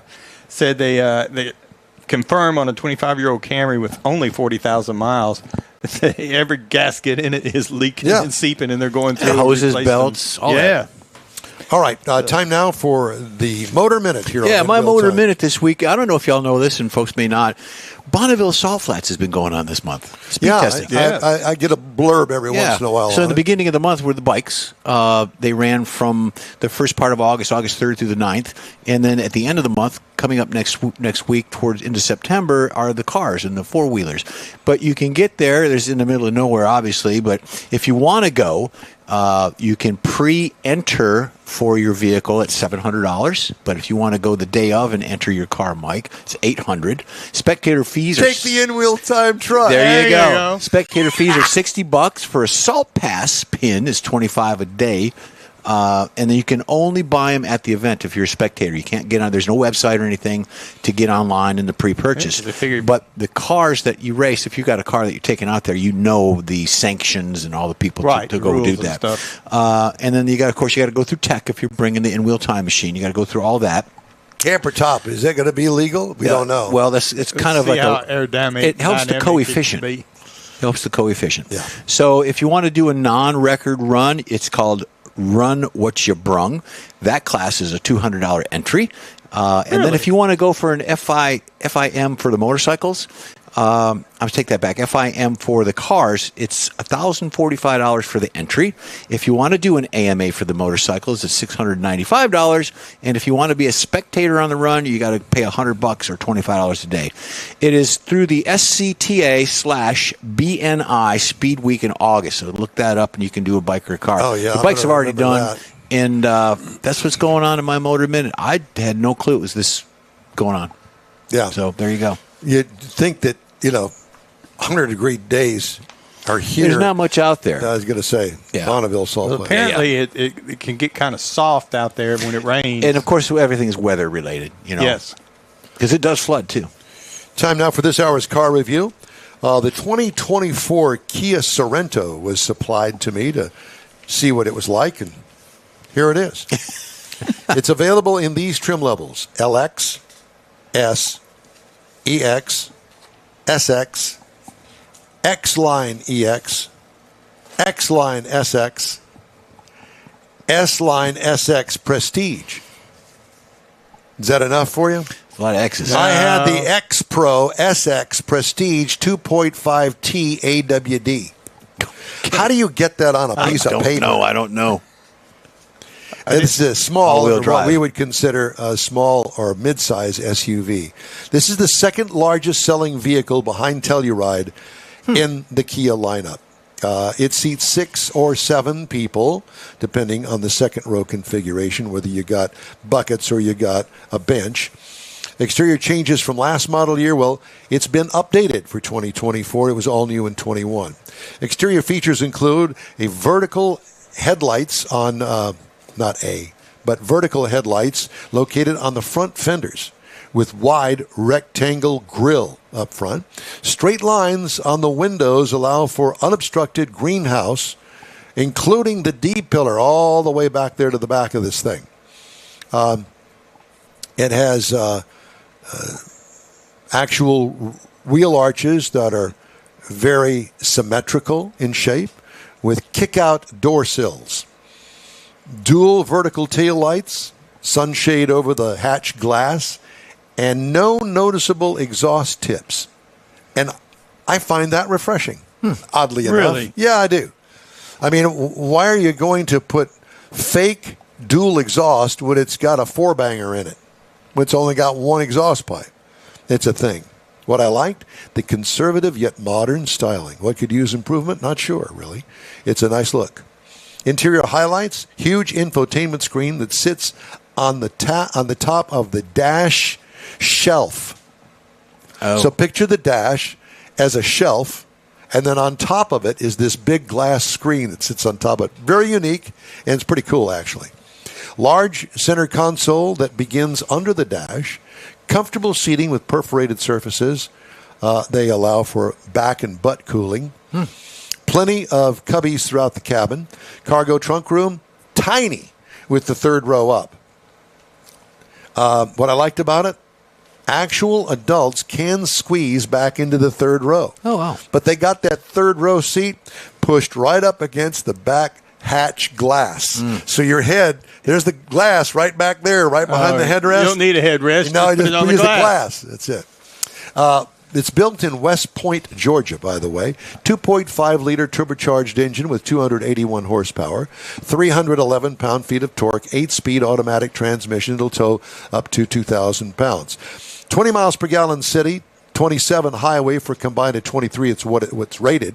I got 23.1 miles per gallon over 365 miles. What I liked about it, plenty of power for this thing. Believe it or not, 281 horsepower is pretty good. But the turbo lag will get you in trouble when you're trying to make a quick dash across the intersection. Start and stop feature can also be annoying at times, but that's me and my style of driving. Might not be yours. What I liked about the ride and handling, sporty handling, what could use improvement. The springage can be a little bit stiff on certain road surfaces, but overall, it's pretty good. Pricing, $47,390 is the base trim price. Price is tested $49,400. The base model price, $31,990. It competes against the Toyota RAV4 for $28,675, the Honda CR-V for $29,500, and the Hyundai Santa Fe, its cousin, for $33,950. And that, my friends, is the review of the 2024 Kia Sorento. Go check it out. I think that you'll probably like it. Remember, I am a 2-foot driver in an automatic transmission. Well, obviously in a manual, but I brake with my left foot and use the gas with my right. Well, some cars don't like that very much. No. They want just that little bit of pause when you take your foot off the brake and put it on the accelerator, because it's thinking, okay, he's getting ready to go. Okay? And they have algorithms that take care of that. Yeah. Well, Real here quick. I am at the drag strip all the time, foot on the brake, and the right foot is over here on the gas. Brake torquing. Nope, I don't brake torque it. Off the brake, onto the throttle. Immediately. some of them don't like it. And I think that's one of On-ramp them. acceleration test. Yeah, that's it. Hey, if you'd like to get in touch with us, shoot us an email. The address here is info@inwheeltime.com. We are back after this quick break. Pro-Am Auto Accessories has been serving Houston's auto enthusiasts since 1984, providing world-class products for sports cars, European sedans, and American muscle. Pro-Am is known as the place to go to find exclusive and hard-to-find parts and accessories. Pro-Am is one of the very first distributors in the USA for brands such as Recaro, Redline, Momo, Corbo, and Simpson. Located in the heart of Houston's premier retail and service corridor, the Galleria area, Pro-Am's walk-in storefront includes an 8,000-square-foot warehouse, showroom, and installation bays. Pro-Am not only sells parts and accessories, but also offers installation and service. Pro-Am is now reaching a worldwide audience through Pro-Am.com, taking its local reputation to the rest of the world. At Pro-Am Auto, you'll be dealing with a small group of professionals who truly want to help you with your automotive needs. If you don't see what you're looking for on the website, call and Pro-Am will lend you a hand. Pro-Am Auto, 6125 Richmond at Green Ridge in Houston's Galleria area. Call them at 713-781-7755. The award-winning In Wheel Time Car Talk Show brings you great guest interviews each week from manufacturers and suppliers to the aftermarket, racers, enthusiasts, and other friends just like you and me who love to talk about all things automotive. The In Wheel Time Car Talk Show takes it to the road, too, with remotes at Tailpipes and Tacos, Woody's Waterfront Car Show, and the Hemi Hideout. In Wheel Time's live video and audio stream can be found on the iHeartRadio app, YouTube, Facebook, and InWheelTime.com every Saturday, 10 a.m. to noon Central Time, or grab a podcast anytime from your favorite podcast provider. This is the world's favorite place to go for fun, informative car talk. It's the In Wheel Time Car Talk Show.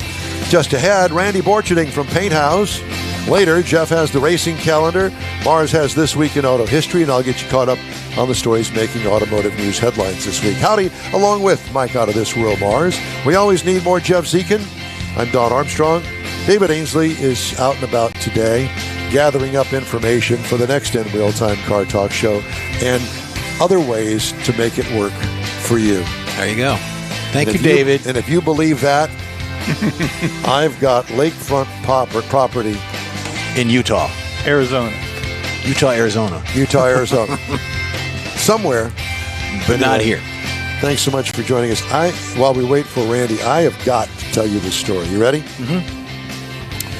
The self-driving revolution turned out to involve more sleep deprivation than residents of one San Francisco neighborhood imagined. Uh-oh. This is from Automotive News. Okay. People who live near a parking lot that Waymo recently began using as the home base for a fleet of robo-taxis say they're being constantly woken up by the car's incessant honking.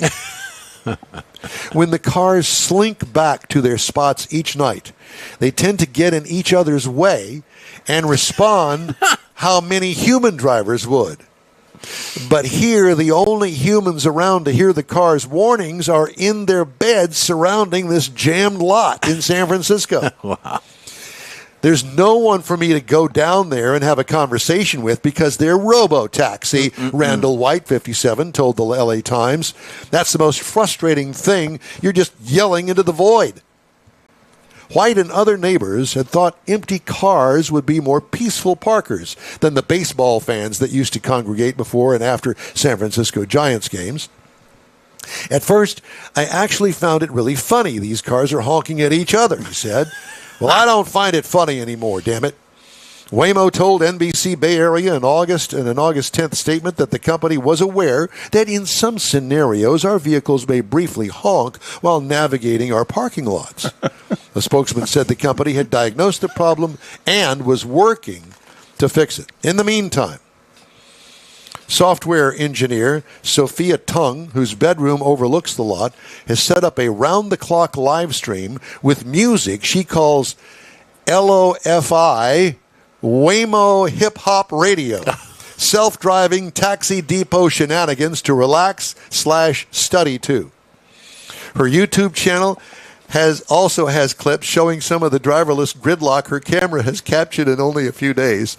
Tung told The Verge that she'd enjoy watching the cars maneuver themselves if only they'd cut out the honking. It's expletive. 4 a.m., she says at the end of one video, sounding exhausted. Help. Like white noise. I can only imagine. Must see. Call the police about disturbing the peace Yeah. reports and see who they write tickets for. This Exactly. fall on your favorite channel. Yeah. No, Randy? He's here. We got Randy. Oh. I was Well, waiting you to I'm gonna finish that zoom 'em story. in. We were all enthralled. We were with your enthralled. story. Yeah. It was a good story. Well, theoretically, we were. Theoretically. Speaking of theoretically, joining us now from Paint House, a customized shop that does absolutely fantastic paint. Randy Borcherding, the proprietor. Randy, hi. Fellas, sorry about the drama there. I couldn't get the dang link to work. Uh-oh. You couldn't? That's Mars' Could not, fault. but- That's Mars' fault. Well, we all know that. Yeah. And if we don't, somebody will tell you. Yeah, exactly. That's right. How you been? I'm good. How's Jen? It's a bit hot here. Yeah, I can only imagine. Well, the shop's air conditioned, but I would imagine it's probably running around the clock trying to keep up. It's what? What's that word? Around the clock? Around, air- I thought air conditioning. Air what? Air conditioning. In a shop? They do that? Yeah. And I see Really? insulation on the walls in that shop, so I would It just imagine holds it holds the heat in. yeah. Much better. Much better with insulation. Uh-huh. Okay. So is that the Yeah, sunshine? we are not air conditioned. You're not? Sadly. No. Well, I think that next paycheck needs to go to the AC man. Are you retracting your application? Yes, I am. My application to work there. Absolutely. Well, dang it. You were the last one. Yeah, I guess so. No, I just assumed that it was air conditioned. No, sir. How many square feet you got there, Randy? This building's 4,000. And so it wouldn't take that much to air condition it, other than our environment is so dirty and dusty, and we keep the doors open a lot to keep the dust out. I don't know how to capture the air and keep it clean. Listen, Ish. there's money that can be thrown at it that can solve that problem. Oh, yeah. Yeah, money, right. Yeah. That's the thing I'm missing. That's the only thing. That's right? it. All right, But so I would love to do it. You're right. all right. Well, I figured you would, and I'm just trying to help you along, just like Jen is. Yeah. Well, good luck with that. So I see something underneath some plastic over there, which usually means that there's paint flying somewhere. Yeah, it's a 57 Chevy Bel Air convertible. Got the 2.4 barrel original high performance engine in it. It's a neat piece. Came out of Idaho. An original with 2 4-barrels on it? 283, Yeah. 2.4s. Yeah. I did not know that they offered that. Yes, sir. Stand by if I can figure out how to flip the screen. The only around. place I've ever seen them is in the convertible 57. I don't know if that was the only offering, but that's the only place I've ever seen them. My gosh. Is that Yeah. the original color? It is. It's kind of an orangey red. I forget what they call it. It had a damage to the quarter panel, so we're taking care of that. But other than that, it's a beautiful original piece. I mean, it's been painted and restored, but it's all original in its form factor. And it's a neat one. A friend of ours in Idaho owns it. And I would imagine that the paint job is just a little bit better than when it came from the factory. Yeah, slightly. Yeah, slightly, a lot. So is If I that can all get you? the plastic off here? Is that all you're Show going it to you. Well, you don't have to do that. Yeah, We you can don't have to see do it. that. Just the repair on the right rear quarter. That's all that's going on, or are you going to do other work to it? Oh my gosh! Look at that Gorgeous. paint. Yeah. Hello. Yeah, it's a good one. Yeah, it's stunning. So just the repair on the back. That's all you're doing? At the moment, we'll polish the paint up and make it look presentable. But it's now going to live in Houston instead of Idaho. Oh, wow. So our customer here bought it from another customer in Idaho, and I brought it back on a recent trip, and here it is. You know, I love those kind of cars. Look at that. Look at the air cleaner that's on it. Yeah, That's yeah. beautiful. Now, the problem here lies that I don't get to see that car. Is he going to show it like at Autorama or something? It may get shown, but he's a guy that actually drives his stuff, and this Ooh. one was on display in the home of the folks in Idaho. They had a special room built where they could display some cars. And now this local fella, Noel Urban, will show it once or twice, but he'll get in and drive it. Well, Man. He's got a room for his cars. I remember putting transmissions in the doesn't, bathtub. but the folks in Idaho did. yeah, we got that. I think he's in the process of.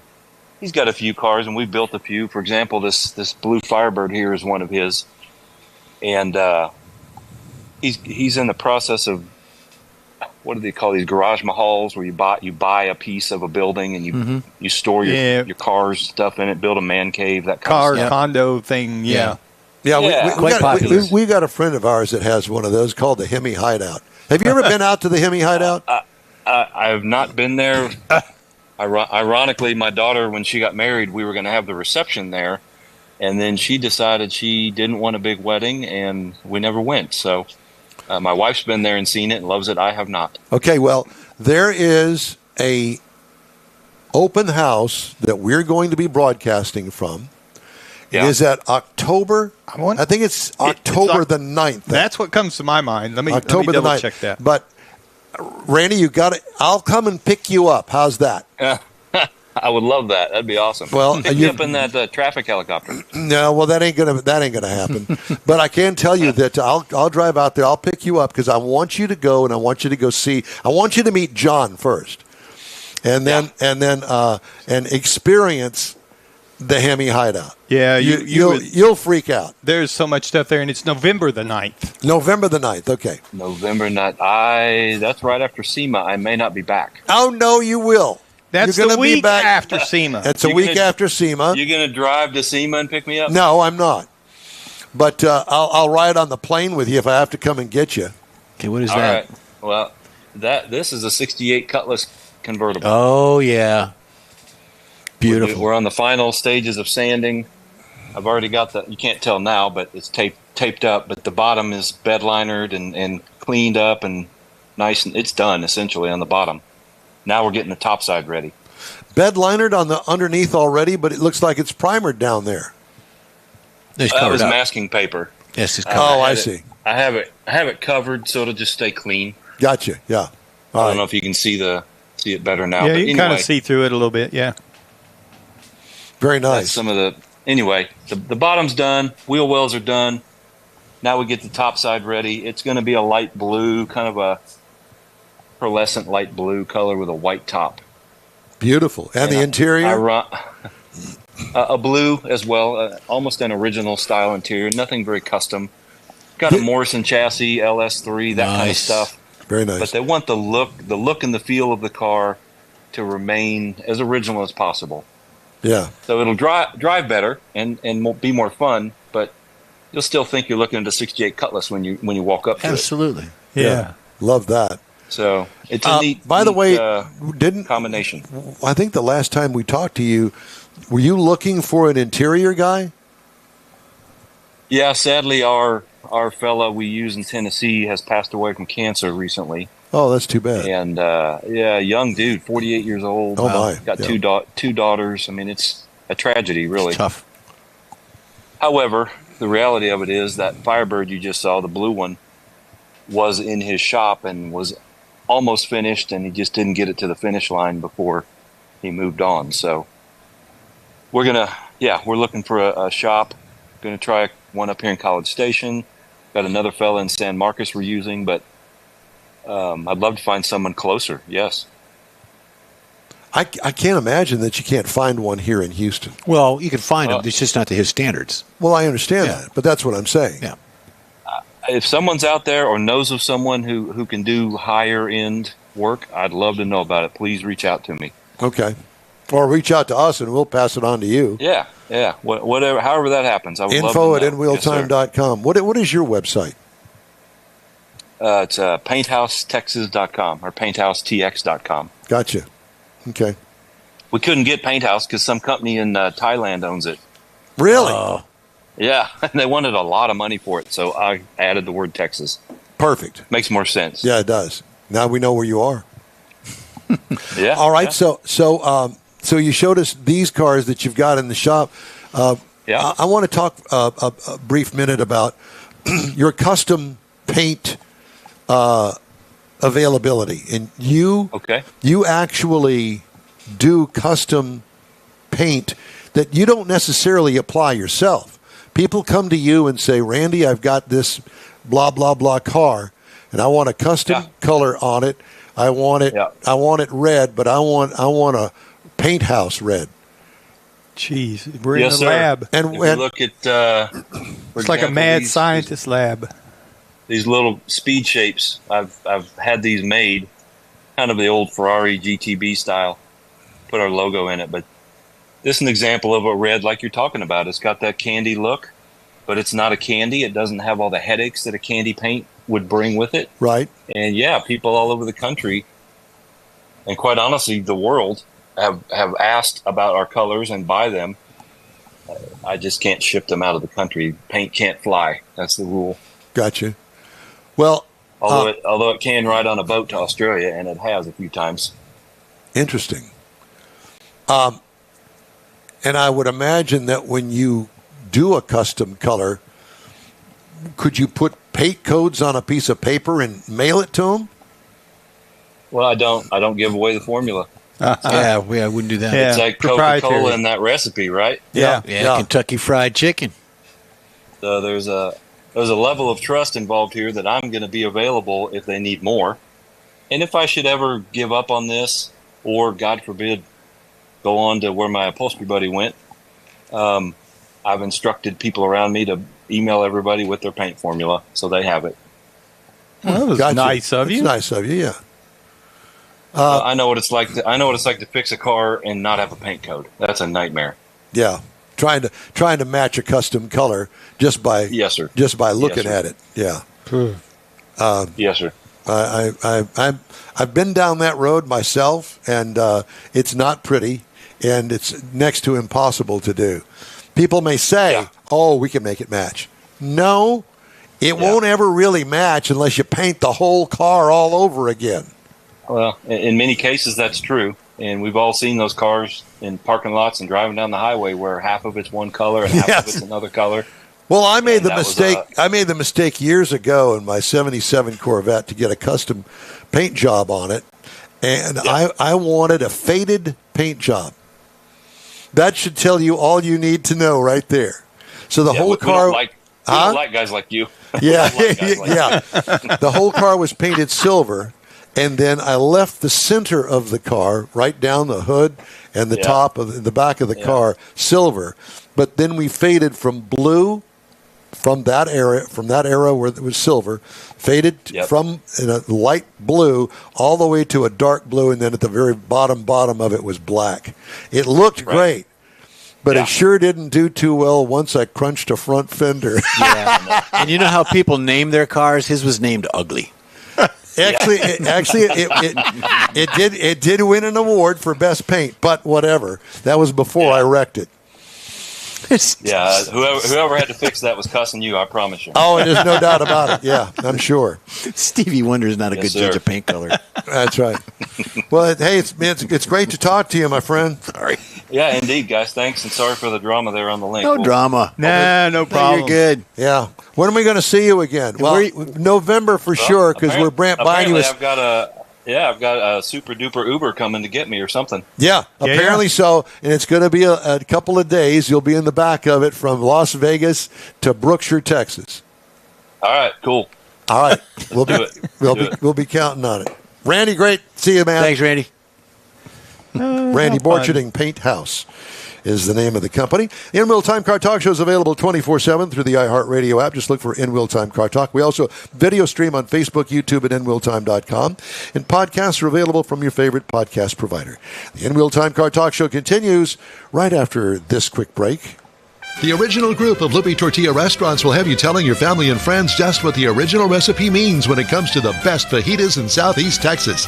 Founder Stan Holt invites you to visit the first Lupe Tortilla near I-10 and Highway 6. Here is the original house that inspired the design of all the rest and the original charm that helped make Lupe Tortilla the go-to destination for Houston Tex-Mex. Nothing can compete with the original lime pepper marinade that everyone will agree makes Lupe Tortilla award-winning beef fajitas the best anywhere. Lupe Tortilla Katie's and other location that gives you the same quality and service Houstonians have come to expect at Loopy's. It's located on 99 the Grand Parkway at Kingsland Boulevard in Katy. Find yourself in Aggieland? Head to the Loopy Tortilla in College Station. Located just around the corner from Kyle Field, it's a great place to enjoy those famous frozen margaritas before or after the game. Going to Louisiana? The Loopy Tortilla in Beaumont. It's on I-10, so you can't miss it. The original group of Loopy Tortilla restaurants has the best Tex-Mex anywhere, and you're invited anytime. Your car is a direct reflection of you, so don't be satisfied with color fade or a dingy, dull appearance. Get rid of those terrible automated car wash scratches. Gulf Coast Auto Shield is your Save the Paint company. John Gray and his team of detailing experts can help your car's finish without a full repaint. Searching for the real experts in window tint or windshield protection? Gulf Coast Auto Shield. Dash cams, radar detectors, Gulf Coast Auto Shield. Got a new car? Get that thing protected as soon as you take delivery. If you don't know which of the multitude of protection products to go with, John Gray will give you an honest opinion and won't sell you something you don't need or can't afford. John will help you understand the many options and pricing right on the spot. He's your guy to have your ride looking its best and protected too. See the state-of-the-art shop yourself. Free tours anytime. Gulf Coast Auto Shield is easy to get to, located just south of the Southwest Freeway on the Sam Houston Parkway. Gulf Coast Auto Shield, full-service luxury car care today, and online at gcautoshield.com. Welcome back to the In Wheel Time Car Talk Show. Time now for Jeff's racing calendar, sponsored by Texas Muscle Car Club Challenge. And thank you for that. NASCAR is back, and they're at Michigan International Speedway. The race is tomorrow for the big boys. Comes on at 2:30. Mike, there's still tickets available. Yeehaw. Yesterday, ARCA ran last night at Michigan. I didn't know the results, didn't see the results. Saw part of the race, but didn't know. NHRA tomorrow, Lucas Oil NHRA Nationals in Brainerd. So that comes on at 3, and then Don mentioned earlier today that it's going to be a live broadcast on regular Fox. Indy today is in Madison, Wisconsin. IMSA is off. And also our good buddies over at Formula One, they're off until August 23rd, which is next Friday, and I'll have some information on that. All so right. There you go. Thank you, sir. Time now for Mr. Mars this week in auto history. Give me 1 second, Michael. Yeah. We got lots of stuff going on this week. You did? And again, sometimes it amazes me at the kind of stuff we run across and the kind of stuff I learn. And it was again pretty interesting this week. Well, go ahead. So go. August the 11th. This is when Chevrolet actually introduced the Camaro. Now, this was Chevrolet's answer to the Ford Mustang, which actually starts the Pony Wars. It was a sporty, compact car, got several different performance options, such as the RS, the SS, and the Z28. There was a total of 699,138,000 first-generation Chevrolet Camaros built between 1966 and 1969. It's a very popular car even to today. Now, on August the 12th, this is when Honda's first vehicle went on sale. It was actually a T360 mini truck that they moved out of the motorcycle market over into the automotive world. That's pretty cool looking. That's and it's ugly as hell. All right, so this vehicle had a 30 horsepower, 356 cc engine, much like their motorcycles that they were building. No wonder those people are angry over there. Top speed is 62 miles per hour. It had a mid-engine layout. But this is Honda's first step into the car industry and to eventually become one of the largest automakers in the world. Now, on August the 13th, we get back into the real world. Pontiac GTO Judge is revealed as a special edition of the GTO. It was actually named after the catchphrase from the TV show Here Laugh comes In. the judge. Exactly. I was surprised Laugh to In. read that. Now, this was it was originally conceived as a budget muscle car to get back into the market, help produce some more sales, but it came with special Judge decals, a rear spoiler, special carousel rib paint. It had a 400 cubic inch engine, 366 horsepower, and several different options that made it very popular for that time, for the muscle car years. Then, on August the 16th, this is when, in 1927, the last Model T is built. Ford introduced, this was the last one that came off. It was known as the Tin Lizzie. It had been in production since 1908. It was the first car to be mass-produced on assembly line, which actually is what led to the reduce costs and increase production speed of the automobile industry. There were over 15 million units were built of this car. August the 19th, 1995. This really surprised me. It was the first official Woodward Dream Cruise. Yeah. Now, the Dream Cruise, it's an annual automotive event, third Saturday of August on Woodward Avenue in Detroit. For years and years, the Detroit people came out of the automotive cars. They would cruise Woodward, but this was the first time. It was an organized event in 1995, but it was actually to be a fundraiser for a soccer field. And from that, it's grown to where it now draws 1.5 million visitors, got 40,000 classic cars, muscle cars, hot rods from the 1950s and 60s. 16 miles down through the Detroit suburbs is where this cruise runs. And it's got to be an event that would be awesome to see. And Woodward Avenue was the first paved road in the United States. That's right. And I actually was in a drag race on Woodward Avenue. I'll be darned. I was a passenger in a BMW mini club car. And race. the first police motorcycle department was in Detroit with Harley Davidsons. Yeah, they were the first ones to have motorcycles. All right. General Motors has been sued by the state of Texas, which accused the automaker of installing technology on more than 14 million vehicles to collect data about drivers, which it then sold to insurers and other companies without drivers' consent. Texas Attorney General Ken Paxton said Tuesday's lawsuit arose from a probe announced in June into whether several automakers collected and sold mass amounts of data without drivers' knowledge. Paxton said GM's data were used to compile driving scores, assessing whether more than 1.8 million Texas drivers had bad habits, such as speeding, braking too fast, steering too sharply into turns, not using seatbelts, and driving late at night. Insurers could then use the data when deciding whether to raise premiums, cancel policies, or deny coverage, Paxton said. The technology was allegedly installed on most GM vehicles, starting with the 2015 model year. Paxton and GM's practice was for dealers to submit unwitting consumers who had just completed the stressful buying and leasing process into believing that enrolling in its OnStar Diagnostics products, which collected the data, was mandatory. Companies are using invasive technology to violate the rights of our citizens in unthinkable ways, Paxton said in his statement. Our investigation revealed that General Motors has engaged in egregious business practices that violated Texans' privacy and broke the law. We will hold them accountable. Yeah. You Big go, Brother Ken. is listening. Yeah. After they just spent $1 billion in upgrading and expanding the Arlington manufacturing facility. Yep. Oh, God. Zing. There you go. Buddy. Thanks for the help. We appreciate it. And the owner of two Tempe, Arizona General Motors dealerships and a former GM of the stores have agreed to pay a combined $2.6 million to settle state and federal accusations of bait and switch advertising, price discrimination against Latinos, and improperly charging for additions such as etching. That's awful. It is awful. The group at Depola, which is one of the guys there, the GM, agreed to collectively pay $2.35 million in refunds to customers and a $250,000 civil penalty to the state of Arizona. Watch out, you dealers. Yep. Don't be doing nothing funky there. Etching was big back in the 90s. Yeah, I know. I remember very well. All right, time now for a quick break. We're going to wrap up today's show after these quick messages. Pro-Am Auto Accessories has been serving Houston's auto enthusiasts since 1984, providing world-class products for sports cars, European sedans, and American muscle. Pro-Am is known as the place to go to find exclusive and hard-to-find parts and accessories. Pro-Am is one of the very first distributors in the USA for brands such as Recaro, Redline, Momo, Corbo, and Simpson. Located in the heart of Houston's premier retail and service corridor, the Galleria area, Pro-Am's walk-in storefront includes an 8,000-square-foot warehouse, showroom, and installation bays. Pro-Am not only sells parts and accessories, but also offers installation and service.